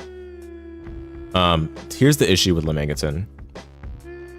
It's a 6-charge active where the best rooms to use it in are in the deal room itself, in boss room, or in angel room. Maybe you can argue curse room, but curse room is a little risky with Curse of the Tower existing. And please, please, please, don't you go there by saying Secret Room is a good place to use this item. Secret Room does not make any sense to use this item. This item is already volatile as it is. It has a 25% chance to give you an item, or it gives you a wisp that corresponds to an item in the pool that you're in. And it has a 75% chance to give you an item from treasure room pool, shop pool, or I think boss pool. Something like that. But apparently it excludes planetarium and secret, unless you have chaos. Which, yes, Lemegeton can give you chaos. And yes, yeah, if Lemegeton gives you chaos, then I believe the Lemegeton, the wisp that Lemegeton can spawn are also like from chaos pool. We can go ahead and verify this right now because this is super easy to cross-check. So you can see chaos. Item Wisp will be selected from random pools, regardless of the room Isaac is in. That is incredibly dangerous. Because that means you're just as likely to get something like Missing No or TM Trainer as you are something like Everyone Loves Rock Bottom, right? Everyone loves Sacred Heart, right? But I don't think the chance to get literally run-ending items... Well, TM Trainer depends. Potentially it wouldn't be run-ending if you just don't take any more items after that. But Missing No will completely kill your run if you didn't take it into account from the very beginning, which you probably did not. Alright, so... This is a really hard item to rate. Like, I think it's a lot less straightforward than, oh, top, because I can just use it in the best item pool available. I don't think it's straightforward at all, especially since we're talking about the Devil Deal context, where you probably don't have access to an Angel Room to use this in. So, if I were a chicken, I would rank it an unsure, but I will admit, I think it's still strong at minimum. And the reason for this is protection. Protection. The Wisp at the end of the day are offering you an orbital that has quite a bit of durability. They don't do like tier damage, but neither does Book of the Dead, right? Book of the Dead spawns bonies. Okay, fine. It's a % chance to do it. Okay, fine.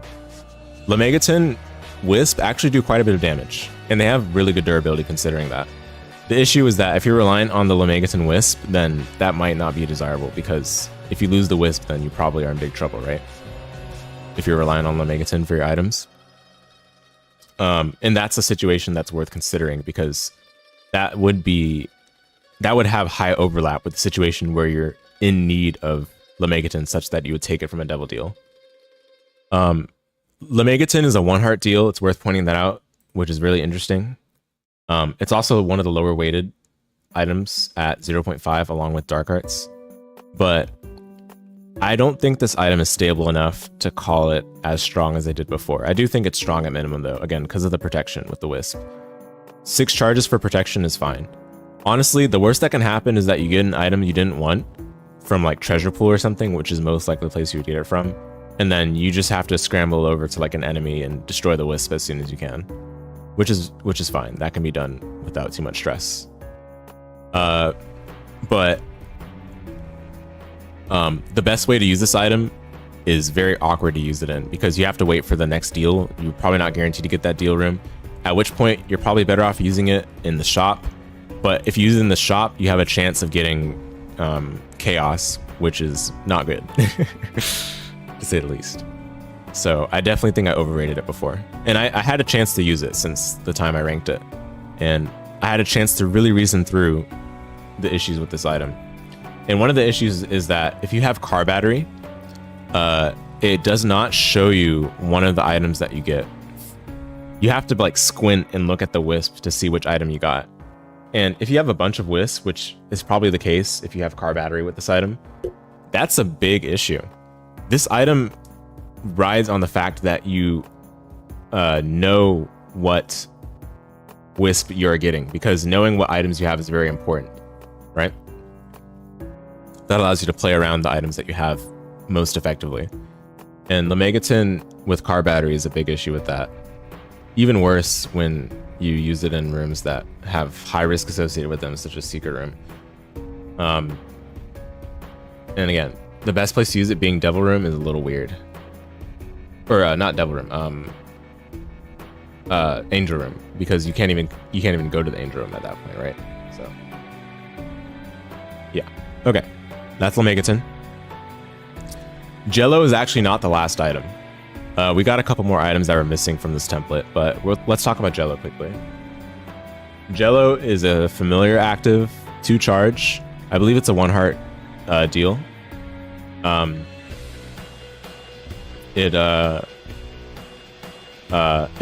When you use it, you have to press the fire button again, and when you press it, it whips out the Jello familiar in that direction. And when you whip it out, like, it deals damage in a line.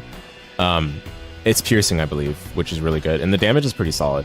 And then after which, Jello will stay out for the rest of the room. It'll fire tears in the direction you're firing. Of course, it's the extended little positioning that fires from because of the whip. But it usually has pretty good tracking on enemies when it fires. Like it's basically homing. For all intents and purposes, it's basically homing. Jello is very, very good. Jello is really good. I just haven't had many chances to use Jello as my run carry because it's an active. And I ranked it an excellent in the past. I think that's still about right, but I made a strong tier for items like this, and I think that's where I'll put it in the case of today's tier list.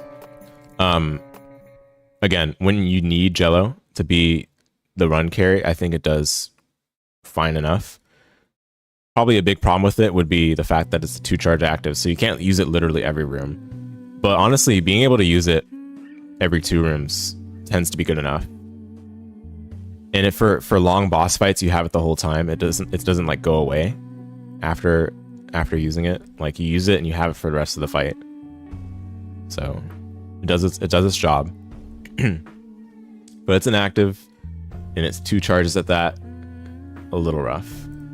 You're not going to take this unless you need it, but given that the case in which you need it, it does provide powerful support, I think that allows for me to rank it in high regard. Yeah, it's pretty good familiar. And it does not really need you to have good tier effects for it to be good. It's not like Twisted Pair or Incubus, both of which are 2 hearts, by the way, whereas Jello's 1 heart. But again, Jello is an active, so if you're gonna take it, that means you have a worse active at that time, which means Jello would be good in that situation, right? And that's all to say that Jello is good in a situation where you're in a weak position, relatively speaking, which I would consider to be something to I would consider that to be a good reason to take an item. If you're in a position that would indicate you're a little weak, because this is a stronger active. Okay, so as for items, and we're not ranking Razor Blade, of course, it's not in the Devil Room anymore. But as for items that somehow, were not in this template, let me pull those up. Money is Power and Lil Abaddon. I'm gonna quickly just get those items in here. So let's talk about Lil Abaddon first. This is such a good familiar. I didn't even know it in the past. I don't think it was even in this template, but I didn't even know how good this was in the past. And then I tried it and I was like, what? Like, this is not helping enough. But I was using it wrong. After, like, long after I had first tried it, I was watching a streaker called Comet Bagel, who plays Tainted Lost, right? And Tainted Lost is a very glass cannon character, obviously. You guys already know this. Anything that's effectively defensive is powerful for him because he can't find defensive items naturally. What I realized is that Lil Abaddon is actually a defensive item in disguise, but it's like a defense as offense item, which is so cool, I think. Like, once I realized that, I started to take greater appreciation for it. Because a good way to use this item is thinking of it as a let enemies come to you if they run at you, or if that enemy's stationary to begin with, then you just stand at the tip spacing where Lil Abaddon will still connect, instead of literally running at enemies. You don't need to run at enemies for Lil Abaddon to be good. If they're already coming at you and you're scared of it, Lil Abaddon not only can deal enough damage to quickly kill the enemy, but it's also a short charge time. We can pull up the wiki page for Lil Abaddon quickly so that we can get a proper representation of it. But this being a 1-heart deal is awesome. Like, I like this item a lot. Let's see. 1 second charge, really good. The ring doesn't last for super long, but you can see how the ring does not scale off your own damage. Heart conjoined as well. Everything goes quite well in favor of this thing. I love it. So, with all that being said, where do I rank Lil Abaddon?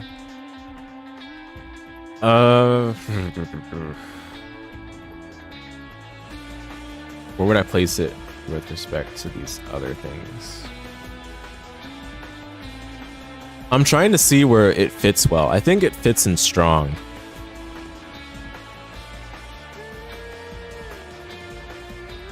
I think that's where I'll put it. I didn't have a previous ranking for it, so that's why it's a bit trickier. I can't like use the previous guidance that I've already done for it. But I think Lil Abaddon is strong. For 1 heart, it's amazing. For final bosses, it's tricky for it to be a carry, but I don't think we're expecting anything in strong to be a carry like that, right? But it facilitates the win, which is what all these items in strong do. Really good familiar. All right, last but not least, well, probably least, honestly, money is power. You guys asked for yet another win more item. Well, here you are. This item in its description says win equals more. For every coin that you have, I think you get 0.04 damage, which means at 99 coins, you get 3.96 damage. Now, let's not scoff at 3.96 damage, guys, okay? Like, let's be pretty crystal clear. 3.96 damage is a lot. Well, that's 99 coins. For you to have 99 coins, let me think. You ran into greed into super greed. You had nothing good to spend your money on. What are the implications of having nothing good to spend your money on? Like, let's just really think about it. Are you perhaps strong? Where you really didn't have an opportunity to spend your coins on something that would help you? I don't think there are many situations where you're in a severe position at 99 coins because you could not spend your money on anything good, and then turn around and say money is power is the deal I need to pay for. It's a 1 heart deal, I guess. Yeah, but anyway, like, when you get this, you have 99 coins.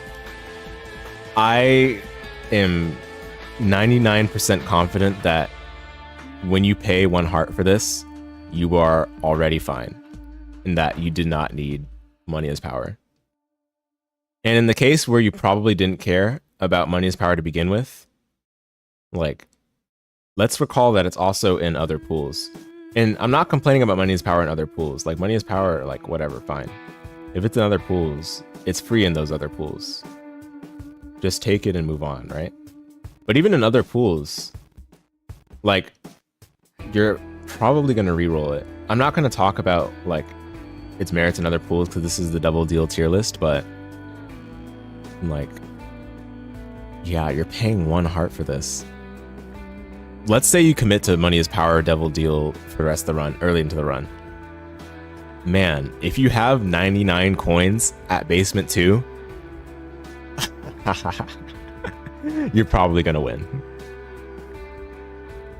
And no, it's not because you paid the devil deal for money as power at basement 2 with the 99 coins. It's because you're guaranteed to get let's be realistic here, right? Let's say you go depths. Let's say you're not going alternating alt path. Let's say you don't go mausoleum, right? And let's say you're the most unlucky person in the world, so to speak, and you get greed into super greed before depths 2. So that means you get greed at caves 2, and you get super greed at depths 1 or mines 2. You still have, let's see, 2 shops between basement 2 and depths 2 to be able to use your money on something. Which means that you're not going to have 99 coins probably by the time you leave to go into Womb, where you won't have any more shops. In which case, if you're content with being in that position, I can assure you you're already winning. For you to have made the decision to take money equals power at basement 2 with 99 coins. Because that's like the worst case scenario, where you get greed into super greed, meaning you get only 2 more shops after getting money equals power. But then again, if you're fine with that, you're fine. You're fine already. You're fine to begin with. That's like the best case scenario for money is power, I think. And that's like what we've illustrated right there is a win more scenario.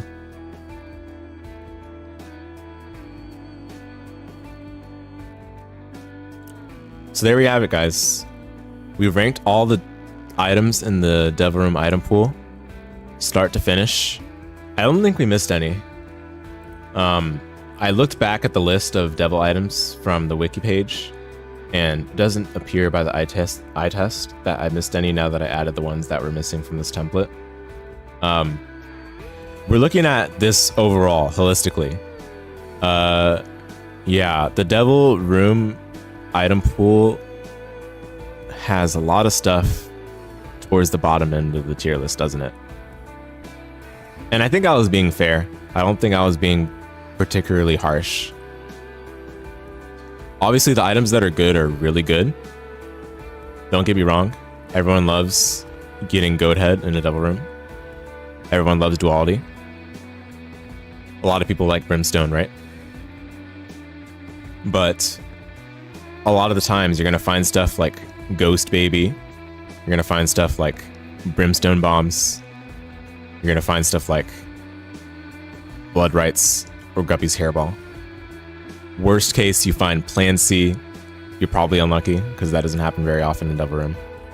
Or you find Babylon or Missing Page 2, which have little to no impact in the majority of runs.